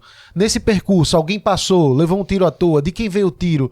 Tu acha que funciona dessa forma, com clareza pra todo mundo? Porque eu acho um pouco perigoso também dar poder demais no sentido de autonomia demais à polícia, sabendo que existem pessoas que podem estragar e manchar a imagem da corporação, fazendo coisas que são interessantes para si próprio e não para o bem maior, tá ligado? Sim, depende da operação. Tem operações que, por exemplo, a polícia fica no mato, guardada, então a luz da câmera pode ser um problema que acaba identificando, né, no breu, a iluminação. Saquei. Então depende da operação. Entendi. Não vejo como um problema ter essa segurança, vamos dizer assim. Porém, a gente precisa também confiar na nossa polícia, porque a própria polícia não quer um mal policial. Eles mesmos se cobram. Então, é óbvio que eu também não vou negar que compreender um ator provavelmente pode ser que tenha sim abatimento de pessoas que são inocentes. É uma guerra e a gente precisa tratar isso como uma guerra, porque eles tratam como uma guerra. Hoje eu vi um vídeo, não sei se você viu, eles gravaram um cara dando adeus, assim, falando que era um motorista, foi em Rondônia. Ele falou, meu nome é tal, eu sofri uma emboscada e vou ser morto agora por causa de fulano, e beijo pai e mãe. E aí atiraram no cara como se a vida dele não servisse de nada. Facção, né? Ou também, hoje aconteceu, acho que em São Paulo, um cara foi morto porque roubaram o celular dele, viram que não era iPhone, voltaram e mataram o cara. Então, Porra. a gente também tem que ser muito duro. Existe essa questão do mal policial, mas isso não pode impedir a gente fazer as operações necessárias. E a gente vai ter que ser muito firme com isso. E o governador vai ter que precisar comprar essa briga. Então, diferente, por exemplo, do Rio, do Cláudio Castro, que teve aquela operação no Rio e depois ele quis meio que culpar a polícia por morte e tal. Não, ele tem que assumir. Eu fiz, bem que o que aconteceu no Rio, a gente acha que tem que repetir mais assim. Vagabundo tem que ir pra vala, essa é a realidade. Vagabundo não tem que ter o direito de... Vagabundo que mata, que estupra mulheres dentro da comunidade, esse cara não tem que viver. Esse cara perdeu a capacidade de poder existir. E o Estado tem que ser duro com isso, sim. Existe essa questão de muito poder, mas não tem jeito. A gente vai encarar isso como uma guerra. Vou falar de saúde pública, Sim. que é um problema no Brasil todo, não Sim. tem nem pra... E a vida toda.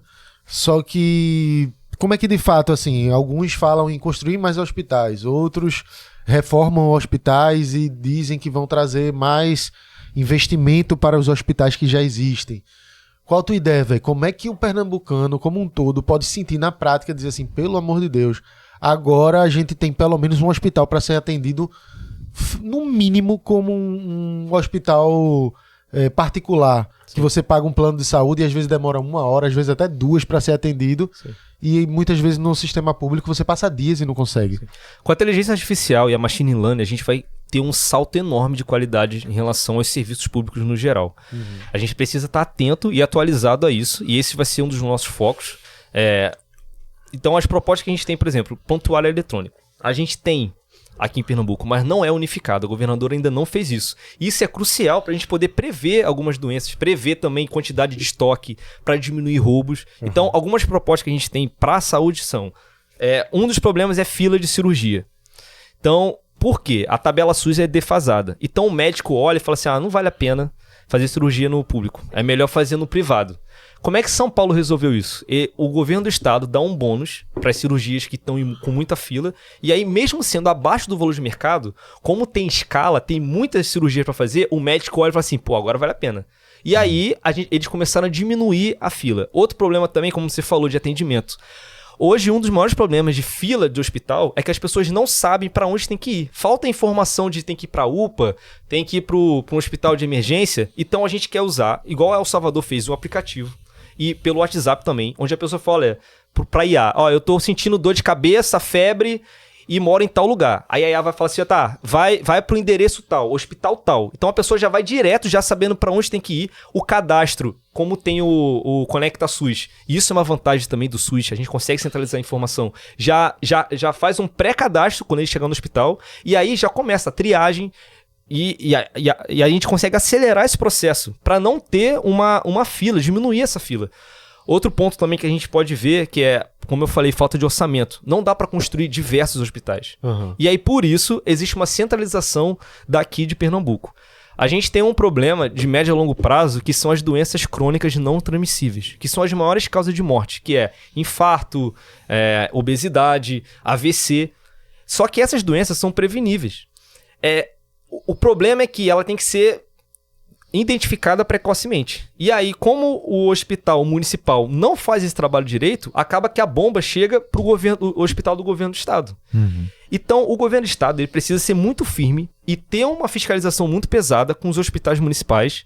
A gente pode copiar São Paulo também, que lá existe a rede Hebe Camargo, que é uma instituição pública, que ao invés de construir vários hospitais, eles pegam os hospitais privados, ou os OS, e investem em atendimentos que precisam de oncologia, e eles trazem um levantamento de todos os problemas de oncologia de Pernambuco, por exemplo. Do mais grave ao menos grave. E aí ele começa a indicar, você tá com câncer, não sei, no pulmão, você vai para tal lugar. Você tá com tal doença, você vai para tal lugar perto da sua casa. Então começa a ter um processo onde a gente começa a ter um cuidado maior. Em São Paulo eles têm 70 unidades, 70 parcerias, e aqui a gente precisa em torno de 22 para conseguir diminuir essa centralização de Pernambuco. Foda. Desculpa, de Recife, perdão. Deixa eu te perguntar um negócio antes da gente entrar para as perguntas. Com relação a principalmente o governo, assim, a gente sabe que as famílias com crianças autistas sofrem muito nessa questão da saúde. Muitos não têm nem diagnóstico.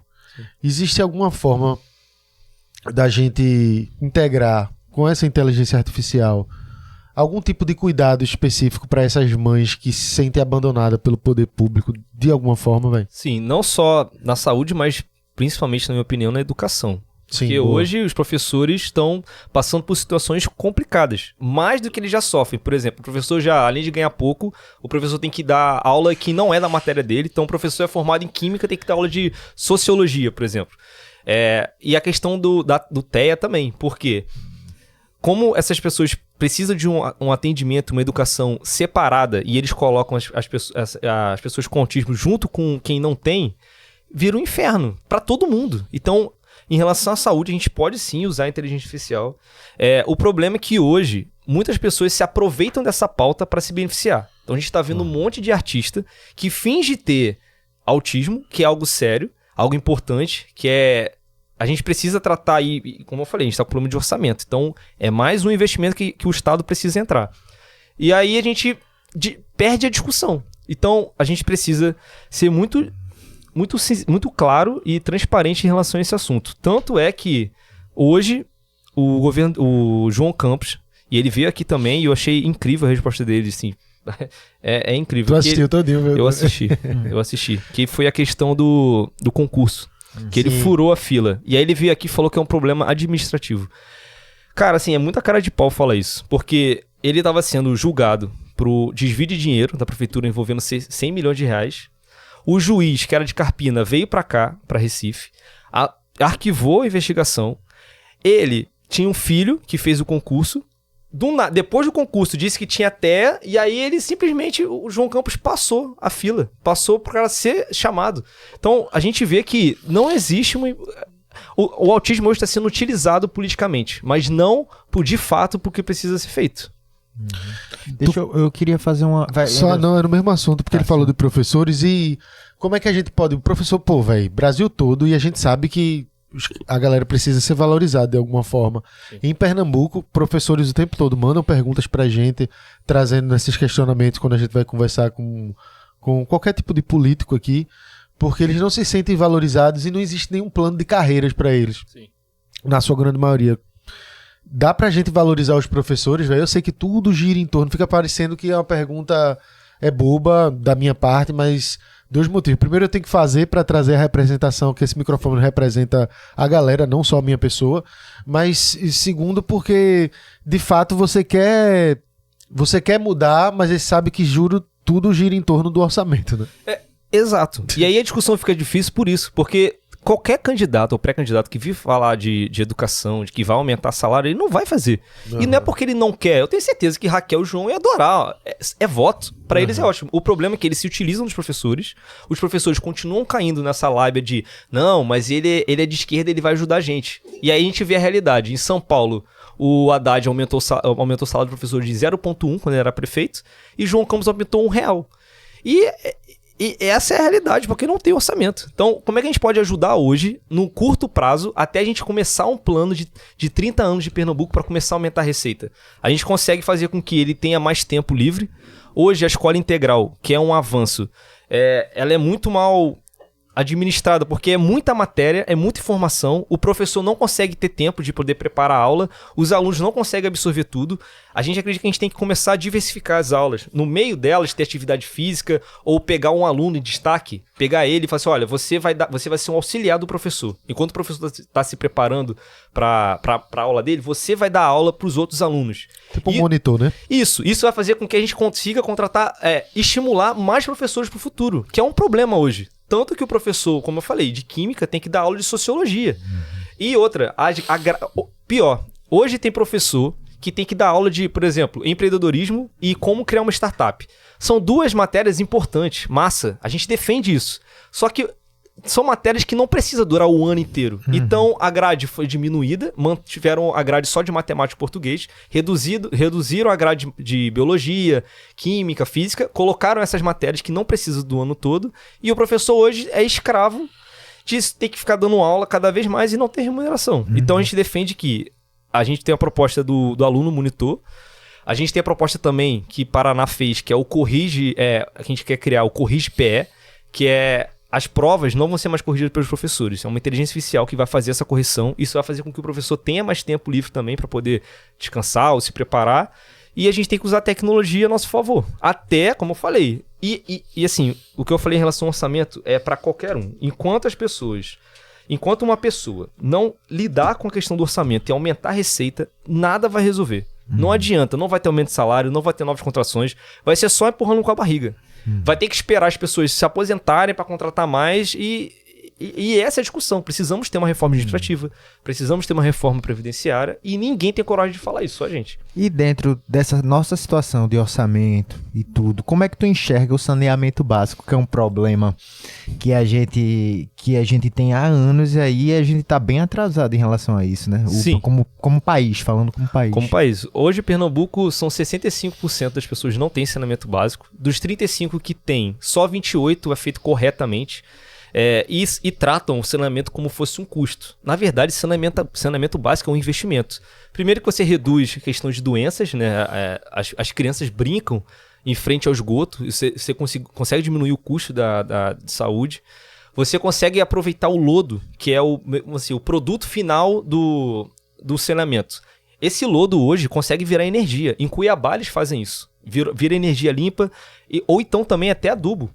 Então hoje o saneamento básico deveria ser tratado como investimento, e não é. Como eu falei, não tem orçamento, não é uma obra que vai ficar pronta agora e vai me dar voto, é uma obra que vai demorar 10 anos, e aí eu não vou estar mais aqui. Então, para eles, tanto faz. E aí a gente vai empurrando com a barriga. Então a gente precisa de um governo que, independentemente... Porque eu não posso pedir voto, não vou pedir voto, pelo amor de Deus, porque eu não quero ser uma multa, não. Mas independente de quem esteja, vai ter que ter uma pessoa com coragem de fazer um plano de governo para Pernambuco de 30 anos. Pra gente entregar por isso que eu falei de revolução, pra gente entregar pra próxima geração um Pernambuco diferente, um Pernambuco glorioso. E enquanto a gente tiver as mesmas lógicas políticas, e a minha crítica ao João Campos é em relação a isso também, porque ele é da minha idade, ele tem 34, ele trai a geração dele.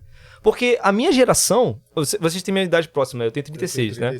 A nossa geração recebeu um Brasil muito diferente dos nossos pais. Os nossos pais conseguiram conquistar carro, casa. Hoje em dia é muito difícil. Um aluguel é R$2.500 e o salário mínimo é 2.000, menos de 2.000.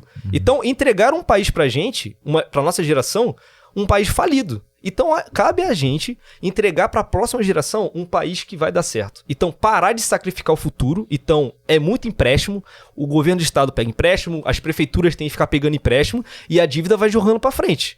E por isso que o Brasil não evolui, porque é uma política trabalhada em eu preciso entregar obra, eu preciso mostrar para o meu eleitor que eu estou fazendo obra. E aí eu pergunto, qual é a complexidade de fazer obra? É só você ter o dinheiro, abrir uma licitação, cobrar, entregarem a obra e pagar.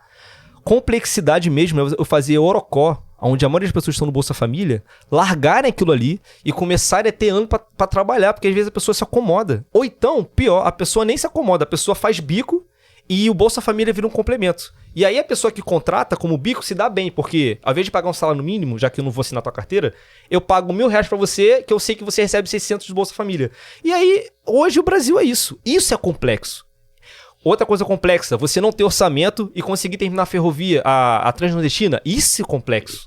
Então a gente quer trazer essa solução de complexidade. A gente precisa encarar nossos problemas.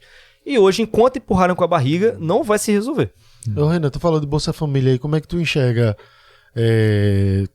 o Bolsa Família? Eu vi até, tava olhando no teu Instagram, que eu vi que você falou até de uma questão de... trouxe o Bolsa Família, foi tipo um mutirão, uma galera contra o Bolsa Família. Eu entendi dessa forma, eu tô errado ou não? Seria pra vocês a favor? A gente não é contra ter assistencialismo. A gente nunca vai ser contra uma pessoa, por exemplo, de 60 anos de idade, que passa a necessidade, precisa daquele valor. O que a gente é contra é o cara de 30 anos, 25 anos, que tá recebendo Bolsa Família, que podia estar trabalhando e viu no Bolsa Família a possibilidade de eu vou fazer um biquinho aqui, vou fazer um bico ali, e aí a minha vida vai tocando assim. Não dá pra ser assim. Não dá. E hoje parece que o não trabalhar é algo positivo. E é político, porque se você parar para ver a parte geográfica do Brasil, as regiões que mais tem Bolsa Família, que mais trabalhador, que é a parte norte e nordeste, ela vota no PT, ela vota em Lula. E a parte mais produtiva não quer o PT. Então, assim, o Bolsa Família é necessário, é importante, mas precisa ter a porta de saída. Não posso nem falar no meu governo, pelo amor de Deus, não quero ser multado. Mas... No meu pré-governo, pronto. No meu pré-governo, a gente tem que fazer frentes de trabalho. Fazer com que as pessoas saiam dessa situação, porque hoje não é uma preocupação da prefeitura, como eu falei. Como é o governo do estado que paga, dane-se. E o prefeito hoje também, vamos ser sinceros, ele é escravo do deputado. O deputado que escolhe o prefeito. Porque tem cidades que não tem... O deputado tem mais orçamento do que o prefeito. E aí fica empurrando com a barriga. Como eu falei, é um empurra com a barriga pra sempre. Então, se você é jovem, se você não quer mais viver isso, venha conhecer a Missão e fazer parte desse projeto. A gente precisa romper com isso. Aí como é que o Missão faria? Tipo, esse cara de 30 anos que tu falou, que tá lá recebendo Bolsa Família, como é que tiraria ele? No Sul vem fazendo... alguns prefeitos do Sul vem fazendo isso. Que olha, a gente tem que fazer uma obra, construir uma escola. Você recebe Bolsa Família? Vem, bora ajudar, bora construir junto, a gente vai te pagar mais, a gente vai te dar um valor pra você trabalhar, pra gente construir essa escola aqui, você vai trabalhar pra gente. E existem contratos que dá pra fazer isso. Sem ele perder, no caso? ele vai perder naquele momento, mas depois ele pode voltar. Pode voltar, entendeu? E é isso. Vamos usar as pessoas para trabalhar. Tipo, dar a oportunidade de trabalho para que ele saia daquele benefício, né? Exatamente. E ó, eu tenho um plano que aí é mais para o governo federal, que seria o seguinte: as prefeituras que conseguirem reduzir a quantidade de Bolsa Família, aquele valor que o governo federal pagava para a cidade, para a pessoa, vai ficar para o prefeito. E aí a gente começa a trabalhar um outro estímulo. Um estímulo onde o prefeito vai pensar, pô, vale a pena eu fazer o cara trabalhar, porque ele vai render mais, porque ele vai gerar economia. E aí o governo federal, ao invés de pagar o Bolsa Família para ele, vai pagar para mim, prefeito. Aí eu vou ter mais capacidade de investimento. Então, a questão é mudar o estímulo. E o Renan Santos traz muito isso. Um exemplo rápido que é a questão que ele defende muito, que ia ser muito importante aqui para Pernambuco, que é hoje o partido político recebe muito dinheiro do fundo partidário por eleitos. Então, se você eleger muitos deputados federais, mais dinheiro você vai ter. O PL vai ter em torno de 1 bilhão esse ano e o PT 700 milhões de reais. É muito dinheiro. E qual é o estímulo? Eu tenho que arrumar pessoas que são influentes, que viralizam na internet, para poder ganhar voto. Trazer voto. Não Exato. importa a Não parte importa técnica, a qualidade. O que a missão defende? É o prefeito que vai ser o ponto de virada para o partido receber dinheiro. Então, por exemplo, você é um prefeito. Eu vou mandar para você alguns indicadores que você precisa melhorar, como eu falei. Se você bater esses indicadores, o seu partido vai ganhar mais dinheiro. E aí o estímulo não é mais ser relevante na internet. É na gestão. É na gestão. E aí os presidentes dos partidos vão começar a se preocupar, pô, eu preciso de deputados ou prefeitos, na verdade prefeitos que tenham uma gestão de qualidade. Então o estímulo muda. Só isso você já vai conseguir mudar o Brasil da água pro vinho, porque você vai começar a mudar a gestão e premiar gestões que são boas. Vamos para a pergunta da galera, que a gente chegou aqui, já estamos em 1h20 e alguma coisinha. Renan, a gente vai para a pergunta da galera. Eu te mandei o superchat, tá? Caso tu queira. E se for aparecendo, tu me diz, que a gente ainda tem aqui pelo menos umas meia horinha.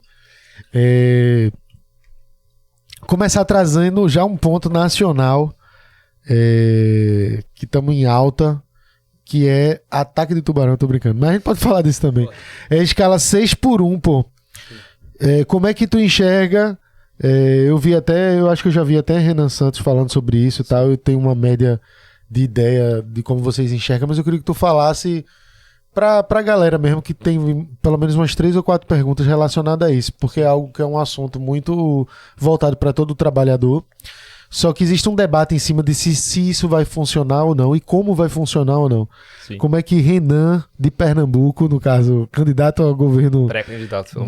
Pré-candidato ao governo de Pernambuco, tô que nem tu, ser mutado. Enxerga isso. Para mim é picaretagem a forma que foi feita essa lei, na canetada, como se isso fosse resolver o problema da 6x1. A gente vê que a CLT... Na verdade, sim, esse projeto de lei vai acabar com a CLT. E a CLT vem morrendo conforme vem passando. A pejotização vai aumentar, as empresas grandes vão repassar os custos, porque as empresas grandes é difícil realmente não contratar como CLT, porque eles podem sofrer processo, são mais fiscalizados. Então, eles vão repassar esse custo para a população. O pequeno e médio empreendedor, que é o que mais contrata no Brasil, vai ter que contratar informalmente. Então a CLT meio que vai morrer. E isso vai afetar diretamente na Previdência. Então, assim, não é uma questão de, Renan, você então é a favor que a pessoa trabalhe de segunda a sábado? Eu já trabalhei já 6x1. Não é questão disso. É questão, se a gente pegasse modelos que funcionam no mundo, como você pagar por hora trabalhada, e aí você ter uma relação mais flexível. E eu vivi isso.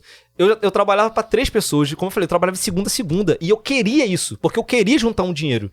Então, eu queria ter essa opção, mas se eu não quisesse, se eu quisesse trabalhar só segunda, quarta e sexta no Canadá, eu poderia também.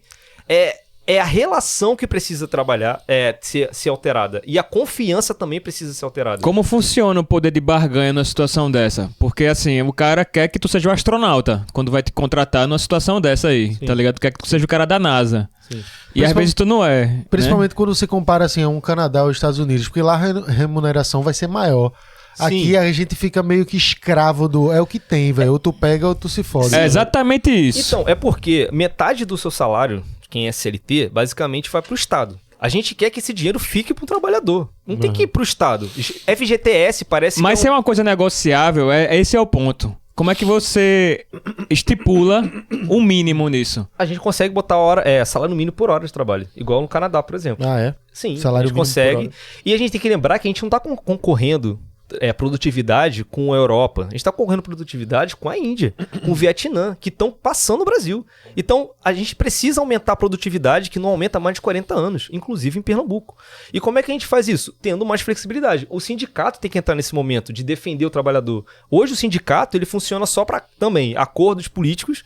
Muitos dos sindicatos não defendem o trabalhador, mas defendem a próprio interesse. Existe sindicato do sindicato. Então, o Brasil, ele pega tudo que é necessário e parece que transforma tudo num jeitinho, uma lei de Gerson, onde eu tenho que me favorecer. Então, o Estado pode criar, e tem que criar nessa ideia de pagar por hora, um salário mínimo por hora. Tem como botar piso. Funciona, no mundo todo funciona, o mundo todo funciona assim. Se a CLT fosse boa, ela não estaria morrendo, e ela está acabando. E a 6x1 vai acelerar esse processo. Então, independentemente se você é a favor ou não da 6x1, esse projeto não vai resolver, vai encarecer as coisas, as pessoas não vão deixar de trabalhar de segunda a sábado, o empresário não vai manter o mesmo salário para ter menos serviço e a CLT vai morrendo. E aí, ao invés de a gente eliminar essa questão do imposto que metade do salário, 40% do salário vai para o Estado e não para a empresa, para o funcionário, esse dinheiro vai começar a ir para o empresário. Porque o empresário vai pagar, tu ganhava 2.500 comigo, tá bom, vou continuar pagando 2.500, mas eu te pago por fora, ou te pago 3.000. E aí o Estado deixa de arrecadar e o empresário, ele se beneficia. Tem um impacto direto na informalidade. Vai ter, no mesmo jeito que foi o projeto de lei das domésticas. Uhum. Falaram que a empregada ia ganhar mais, que ia ter direito a FGTS. O que aconteceu? Informalidade. Porque o brasileiro se adapta. E isso é para bom e para ruim. Nesse caso é para ruim. O brasileiro se adapta. Ele vai. Tu acha que quem tem dinheiro, quem é mais safo, não vai se beneficiar em cima do outro? Claro que vai. Vai. Então o Estado e o sindicato deveriam trabalhar nesses quesitos. Então a 6x1 não vai ser a solução. Entendi. Tanto é que o projeto só vai começar daqui a 1 ano, porque ele sabe que não vai dar certo. E aí, como se fizesse agora, o impacto é ser imediato para as eleições, então é melhor garantir isso. Porque você ganha o capital político, eu, Lula, tô beneficiando os trabalhadores. Engraçado, se ele tivesse mente fazendo isso, ele teria diminuído o imposto em cima o imposto em cima do salário. Uhum. E aí só vai ter a consequência no ano que vem. Eles são malandros, eles sabem jogar. O projeto é simplesmente assim, troca e não tem nenhum tipo de incentivo, de ajuda, nem o empresário, nem não, nada. Só acaba com a 6x1, diminui a canetada. Como se a canetada resolvesse, mas se a canetada resolvesse, o Brasil já era... Mas assim, diante de todas as mudanças trabalhistas que ocorreram ao longo do século, que sofriam o mesmo tipo de crítica similar. Aí você diz assim, as empresas que, vamos dizer assim, fecharam, foram justamente por causa das mudanças que houveram ao longo do século? Não só por conta disso. Porque as empresas fecham muito porque não tem previsibilidade de lei. Então, num momento, é uma quantidade de imposto X e Y. De repente, passam... um mês já muda tudo. Aí o contrato já muda, aí começa a nova Mas regra. Durante, então, todo esse século, né, pós-Revolução Industrial, não foi havendo uma adaptação no mercado? Não, tem que ter essas autorizações. O funcionário... Eu falei adaptação. O funcionário tem que ter esses direitos. O problema é que o Brasil não copia o que vem dando certo no mundo. O Brasil continua achando que CLT, algo que foi feito em Getúlio Vargas, continua funcionando até hoje. E não tá. Porque não é opinião minha, tipo, a CLT tá morrendo. E essa 6x1 é mais uma prova que a CLT morreu. Porque as pessoas não vão ser contratadas via CLT. A pejotização vem crescendo muito, pô. E é uma realidade. Eu não sei se vocês são CLT ou vocês são MEI. Eu já trabalhei como MEI também. Hoje em dia, a contratação é muito mais voltada a MEI, que querendo ou não, sou eu que vou fazer o serviço, não é eu vou contratar alguém para fazer porque eu sou uma empresa. Não, eu tô sendo contratado. Eu vou ter que bater ponto todo dia lá. E é isso que vai acontecer. Então, eu não tô dizendo que não tem que ter descanso. Eu tô dizendo que precisa ter uma flexibilização onde a própria pessoa vai pensar, olha, eu estudo, então eu posso trabalhar segunda, quarta e sexta. Beleza, eu vou negociar isso com o empresário e tanto a contratação quanto a demissão vai ser algo mais barato. Que é o que acontece no mundo. Se você chegar no Canadá hoje e quiser arrumar um emprego informal, ilegalmente você consegue. Agora, se tu quiser arrumar um emprego aqui legalmente, meu irmão, não é fácil não. Tu tem que dar currículo, tem que fazer 3 entrevistas, 4 entrevistas para você ser contratado para ganhar R$2.000. Só que o seu custo é 4.000. Entendi. Tem um aqui massa. Pede para ele falar sobre a relação com o governo federal caso Renan Santos não ganhe. Por exemplo, como ele vai tratar com Flávio Bolsonaro ou com Lula. Pô, vai ser complicado. Mas eu tenho certeza que isso não vai acontecer, que Renan Santos vai ganhar. Mas supondo, política é a arte de conversar e negociar. Eu defendo que Pernambuco, como eu falei, a questão do orçamento, comece a crescer o orçamento justamente para ficar independente, para parar de ser escravo do governo federal, que hoje é a realidade. Qualquer obra grande, inclusive o metrô, tem que ter dinheiro do governo federal, isso tem que acabar. Pernambuco tem que ser autossuficiente. Então, nesse quesito, a gente tem que negociar, a gente precisa terminar a Transnordestina e ser inteligente em negociar as obras que são cruciais para fazer com que a gente aumente a receita e comece a mudar esse jogo de independência. Quanto mais independência a gente tiver, mais poder a gente vai poder ter de sentar na mesa e querer que seja do nosso jeito. Hoje, a gente tá na mão do presidente. E isso precisa mudar. Tu tem medo, velho, de tipo... Olha como eu comecei a pergunta, porque eu tava pensando nisso. Mas o que é que te dá mais medo com relação a dos dois possíveis candidatos aí, Lula ou Bolsonaro, no sentido de... Vou deixar de maneira genérica, não. Vamos falar de geopolítica. Tipo, a gente tá vivendo uma tensão no mundo. O mundo tá mudando, tá tudo muito diferente. E ao mesmo tempo, eu achei bizarro o que Flávio Bolsonaro fez, no sentido de... Eu não vou analisar, não vou julgar a questão política do caso de direita ou esquerda, ideológica, vamos falar assim. Mas na atitude mesmo de tipo assim, porra, ficou feio demais essa questão de entregar o que é nosso, velho. Eu achei vergonhoso pra caralho. E ao mesmo tempo eu sei, tipo, quem é Lula no sentido de todos os seus problemas, corrupção e tanta atrapalhada ao longo do tempo, que pra mim, no meu ver, isso já é pessoal, não se compara do Bolsonaro. O Bolsonaro foi muito pior num sentido claro da coisa, digamos assim.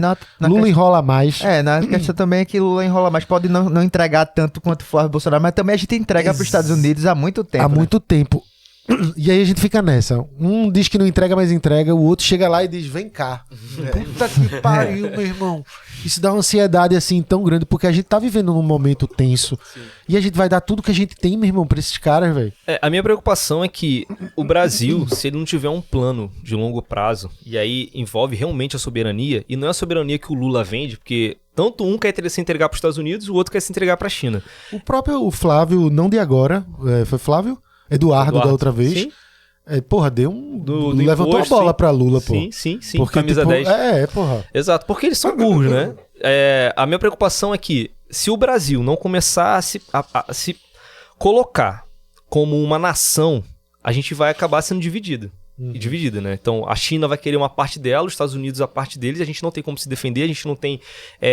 o GPS, por exemplo. Hoje é alugado, né? A gente contrata o serviço dos Estados Unidos. Se os Estados Unidos quiser cortar o GPS amanhã, a gente não consegue fazer transferência bancária.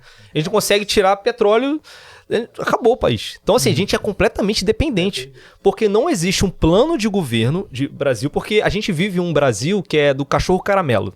É como se fosse festa, e essa cultura... É importante ter festa, assim, mas parece que a gente é só isso. E a gente não pode ser só carnaval. A gente tem que ser um país sério. As terras raras é a oportunidade que a gente tem de novo, mais uma oportunidade de a gente entrar no jogo político. Fala assim, olha, os Estados Unidos, a gente não tem tecnologia porque os meus políticos nunca se preocuparam em ter uma tecnologia para poder separar, porque a terra rara são vários componentes juntos. E o caro é a gente separar isso. A gente não tem tecnologia para isso. Então vamos fazer o seguinte, você quer minerar aqui, ou a China, massa, traz a tecnologia para cá. A gente vai fazer a turbina do avião de vocês, do caça de vocês, aqui. A gente vai fazer gerar emprego aqui. Aí a gente conversa. Mas não, só querem simplesmente pegar o produto e entregar. Commodity. O Brasil hoje é só commodity e turismo. Não dá para um país do tamanho continental que a gente tem ser só isso. É como se você tivesse um time de futebol só com goleiro. Não faz sesentido. Então a gente tem que ter um plano de... No mesmo que eu tô falando de um plano de Pernambuco, para 30 anos, a gente tem que ter um plano onde em 2030 o Brasil vai estar entre os 5 maiores países do mundo. Que é a China, Rússia, Índia, Estados Unidos e o Brasil. A gente precisa estar, senão o Brasil vai ser dividido. E o pior, essa polarização piora a situação, porque o pessoal do Sul tem briga com o pessoal do Nordeste, e aí para eles tem que dividir mesmo, que aí fica melhor. Não tem que dividir. A gente não pode perder o nosso país. A gente tem que ser homem o suficiente para defender os nossos direitos. Então, em relação ao Flávio, ele é um fraco também. E o Lula também, eles só querem entregar e querem continuar no poder, o poder pelo poder. Tu quer ir, Rafa? Eu vou. Tem um aqui que eu achei legal, que eu só tenho que achar aqui na mente. Deixa eu ver. Aqui. Assim, vamos falar sobre segurança pública. Tá perguntando se tu era a favor de câmera em policiais, né? Eu cheguei a falar, tipo, depende se for uma operação específica, não porque, exemplo, se for uma operação de noite, onde a polícia tem que ficar se escondendo no meio do mato. Você não pode botar porque a luz vai identificar. Mas fora isso, não vejo problema. Top. E até uma segurança também pro policial. Como já aconteceu diversos vídeos da polícia, tipo, ser acusada e mostra a câmera e na verdade não foi ele. Tipo, não vejo isso como problema, não. Como é que tu enxerga a questão de legalização ou descriminalização das drogas no Brasil? Eu acho que isso não é uma discussão para agora. Acho que o Brasil não tem essa... A gente tem muitos problemas para perder agora de legalizar a maconha ou não. Acho que isso é uma não discussão. Daqui a 30 anos, aí pode ser que discuta. Hoje em dia isso não é uma discussão. Por incrível que pareça, velho, pelo dia que tu chegou, são 2 ataques de tubarão, 2 incidentes de tubarão seguidos, né? Sim. Ontem e hoje. E por incrível que pareça, muita gente perguntando sobre tubarão. Eu posso O cara tá perguntando assim, é possível criar... Cara, não, é uma menina, Amorim. É possível criar algum tipo de barreira artificial, algum ponto no mar para evitar esses ataques de tubarão? O que o governo poderia fazer? Será que poderia fazer algum tipo de campanha? Eu lembro que João Campos, na campanha agora de reeleição, ele falou que ia colocar uma grade assim, de metal para impedir os tubarões. E era a promessa dele, nem foi para frente, nunca mais tocou sobre o assunto, só para ganhar voto, né? Mas enfim, isso é ruim dessa questão da grade, que você pode afetar outros animais marinhos, então é ruim. Alguns países vêm resolvendo isso, como a Austrália e como a África do Sul. A Austrália, eles têm um sistema de sensor que quando o tubarão passa, ele pega a isca, a equipe vai lá e coloca um chip no tubarão e começa a monitorar. É um pouco mais caro, mas consegue monitorar onde está o tubarão. E na África do Sul, é uma pessoa que fica realmente em cima da montanha com um binóculo especial que consegue ver dentro da água e aí ele com rádio identifica, tem tubarão em tal lugar. Então... Formas mais baratas é isso, né? Mas a gente vê que também a questão do tubarão foi um erro de planejamento de obra no SWAP. Então, por conta daquele erro, e parece que o PSB não tem essa preocupação com o meio ambiente, mesmo ganhando votos de pessoas que dizem que é a favor do meio ambiente. Por exemplo, o Parque Eduardo Campos foi feito no Mangue. Não deveria estar ali aquele parque, mas enfim, isso é um outro assunto. Mas em relação a tubarão, a gente pode copiar alguns modelos, como da Austrália e da África do Sul. Nossa. Esse aqui botou, Léo Magno aqui. Renan, você abrirá a delegacia de combate à corrupção? Reabrirá? Sim, com certeza. Que o PSB destruiu, a gente tem que recuperar isso. E aí envolve até mais do que só a delegacia. A gente quer ter uma secretaria especial assim, para fiscalizar prefeituras e vereadores. Tem que ter isso, não é só o repasse que tem que ser fiscalizado, tudo tem que ser fiscalizado. Exemplo, a gente tem um pré-candidato da deputado federal que é o Xande, ele fez um vídeo cobrando a prefeitura de Brejo do Mar de Deus, que não estava entregando o kit escolar, já estamos em junho e não entregaram. Ele fez um vídeo, bateu muitas visualizações e aí eles soltaram um comunicado ontem, de que vão entregar esse mês. Então olha, um vídeo fez com que a prefeitura agisse. Agora imagina se o Estado tivesse no pé, vendo ali se está acontecendo ou não. Eu também tenho um vídeo que foi o prefeito de Xangrande. Ele fez uma licitação para alocação de 26 veículos por 2 milhões de reais. Se você pegasse os 2 milhões, você comprava os 26 veículos e ainda sobrava dinheiro. Então assim, super faturado. Eu fiz um vídeo e aí eles tiveram que refazer a licitação e eu também pedi... nos órgãos competentes para anular essa licitação, foi aprovado. Então assim, se a gente colocar o Estado para fiscalizar os prefeitos, o jogo muda também. Ó, esse aqui, inclusive tu falou de CLT, esse Lucas Fernandes perguntou o que o senhor tem a dizer sobre seu partido ser contra a CLT.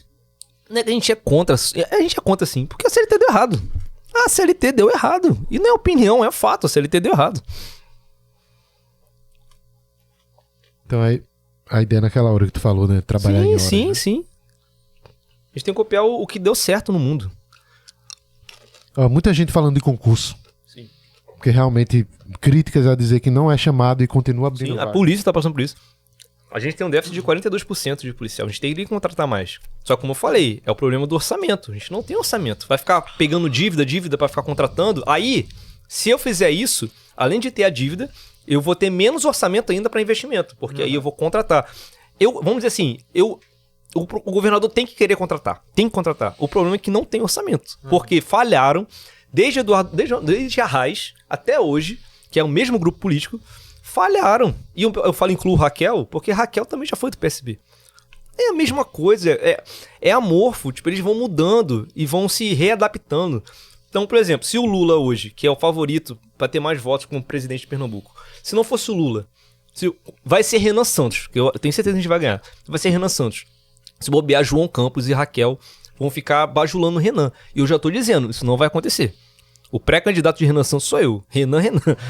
Então assim, João Campos tá até curtindo o post de Renan Santos. Tem. Depois eu vou botar lá, a gente não colocou nos stories. Claro.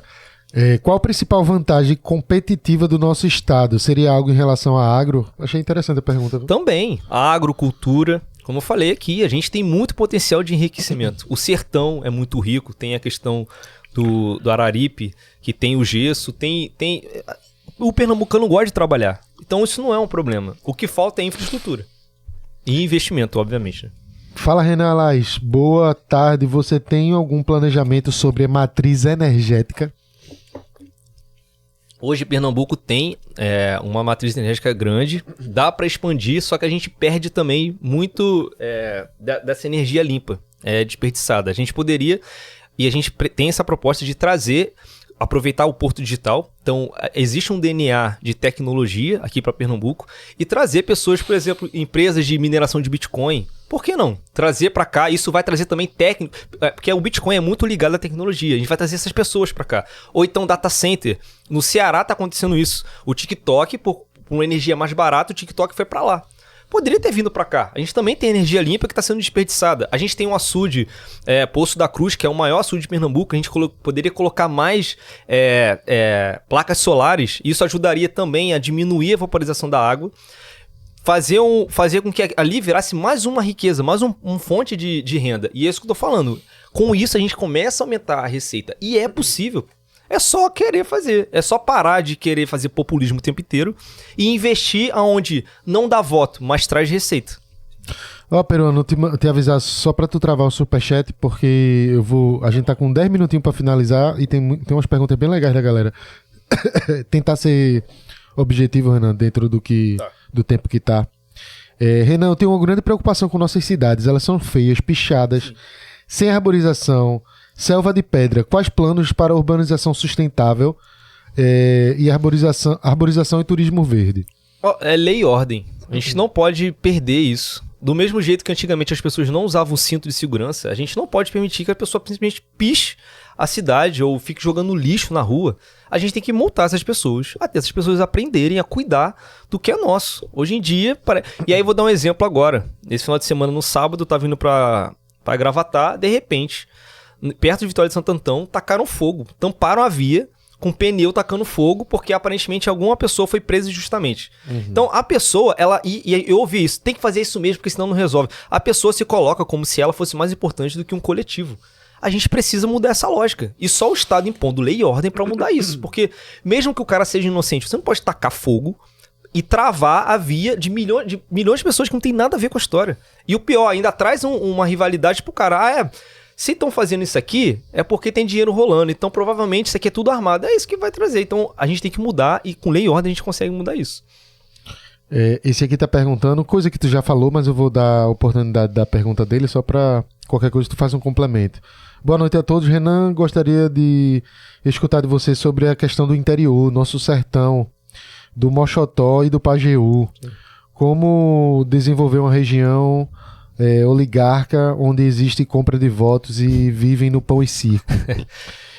E eu já pulo, porque as duas têm uma conexão, eu já puxo para as duas que também perguntam como resolver os problemas das cidades que só funcionam com repasse federal, visto que muitos têm mais cargos comissionados do que trabalhadores formais. A mesma, só que voltado para o interior. Sim, isso é um projeto de partido que a gente tem. A gente precisa encontrar e formar novas lideranças em todos os lugares de Pernambuco.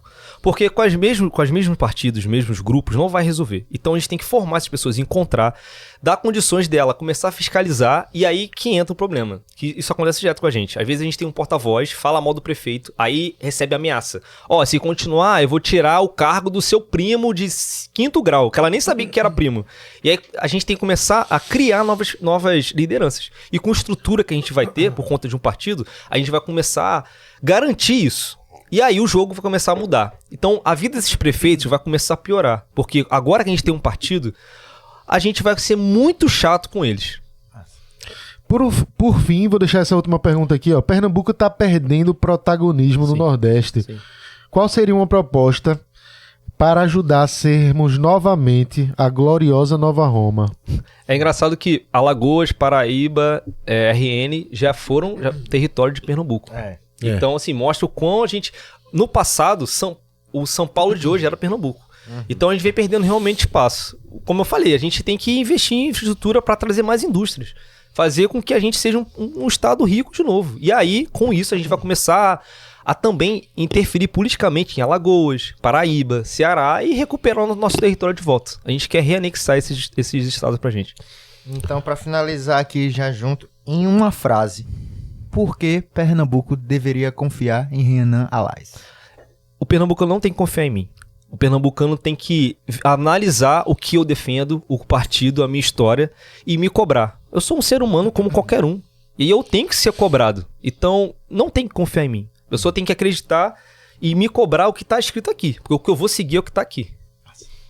Renan, eu queria agradecer a tua vinda até aqui. Foi massa o papo. Agradecer a galera do chat que estava olhando também aí, que comentou, participou de uma forma bem honesta, sem esculhambação. Foi massa. Porque a gente tá na polarização danada aqui. Mas é isso, Renan. Obrigado por ter vindo. Sucesso aí. E eu queria agradecer você que acompanhou até aqui. Não deixe de se inscrever no canal, deixar seu like. Provavelmente, veja só, vou deixar um negócio claro aqui para todo mundo. Todos os candidatos, todos os pré-candidatos a governo do estado de Pernambuco foram convidados para cá, para essa mesa, para a gente conversar, falar o que é que tem de melhor, as melhores propostas, as melhores ideias para Pernambuco e, de fato, dar espaço à população que possa fazer perguntas, que possa interagir e chegar de uma maneira mais próxima aos pré-candidatos. A gente está aguardando ainda nesse momento. Eu quero deixar aqui a público que até quinta-feira agora, porque não tem mais, são 2 semanas, todos os pré-candidatos já vieram e a gente está aguardando a pré-candidata, que é a atual governadora de Pernambuco, Raquel Lira, para sentar aqui e conversar com a gente de maneira super respeitosa, como a gente está fazendo com todos os pré-candidatos, conversando sobre o que é melhor para Pernambuco. Então, como a gente não teve resposta da assessoria, das 2 pessoas da assessoria só praticamente empurraram um para o outro, disseram que ia haver data e não trouxeram essa data, tá enrolando, não tá respondendo a gente. Eu fico muito triste em ter que fazer esse comunicado para todo mundo, mas eu vou deixar aqui para vocês, para que Raquel venha até aqui e converse com a gente. A gente tá esperando, estamos extremamente tristes com a falta de respostas e que seria bom para todo mundo, para que a gente possa conversar aqui de maneira honesta e como sempre foi, que ela já veio aqui pelo menos 2 vezes. Então, Raquel, venha para cá, vamos conversar. A gente tem até quinta-feira agora, é prazo final, não é por nós, é porque vai começar a Copa, a Rafa vai estar na Copa, então a gente precisa fazer. Se até quinta-feira não vier, infelizmente, a gente vai deixar aqui a vaga aberta e a gente conta muito que você venha, que as pessoas que estão acompanhando toda essa saga de podcast querem muito sua visita aqui. Então venha, deixa o convite em aberto agora, a gente já fez no privado, mas agora está em aberto. Vamos contar com isso. E é isso, semana que vem a gente tá de volta com as gravações, mas essa semana a gente ainda aparece na quinta-feira aqui para falar ou com Raquel Lira, ou antes, se ela quiser gravar na quarta, ou até amanhã. Mas até quinta-feira a gente deixa aqui para você e aparece para dar uma resposta sobre isso. E é isso. Obrigado para você que acompanhou até aqui, né? Deixe seu like, seu comentário. As redes sociais de Renan tá aparecendo na tela, o peruano tá colocando aqui para você seguir, você que gostou das propostas dele, segue, participa e quinta-feira a gente tá aqui de volta. Espero estar aqui quinta-feira, que a gente consiga ter esse papo. É isso, se você tá aí na correria, às vezes tá na rua, gosta de acompanhar nosso podcast, mas não pode ficar sempre vendo, aproveita nas plataformas de áudio, Spotify, Deezer, a que tu usar vai ter lá Fala Ordinário e vai ter todos os episódios pra tu escutar, beleza? Tamo junto. Valeu, galera. Tamo junto. Cheiro.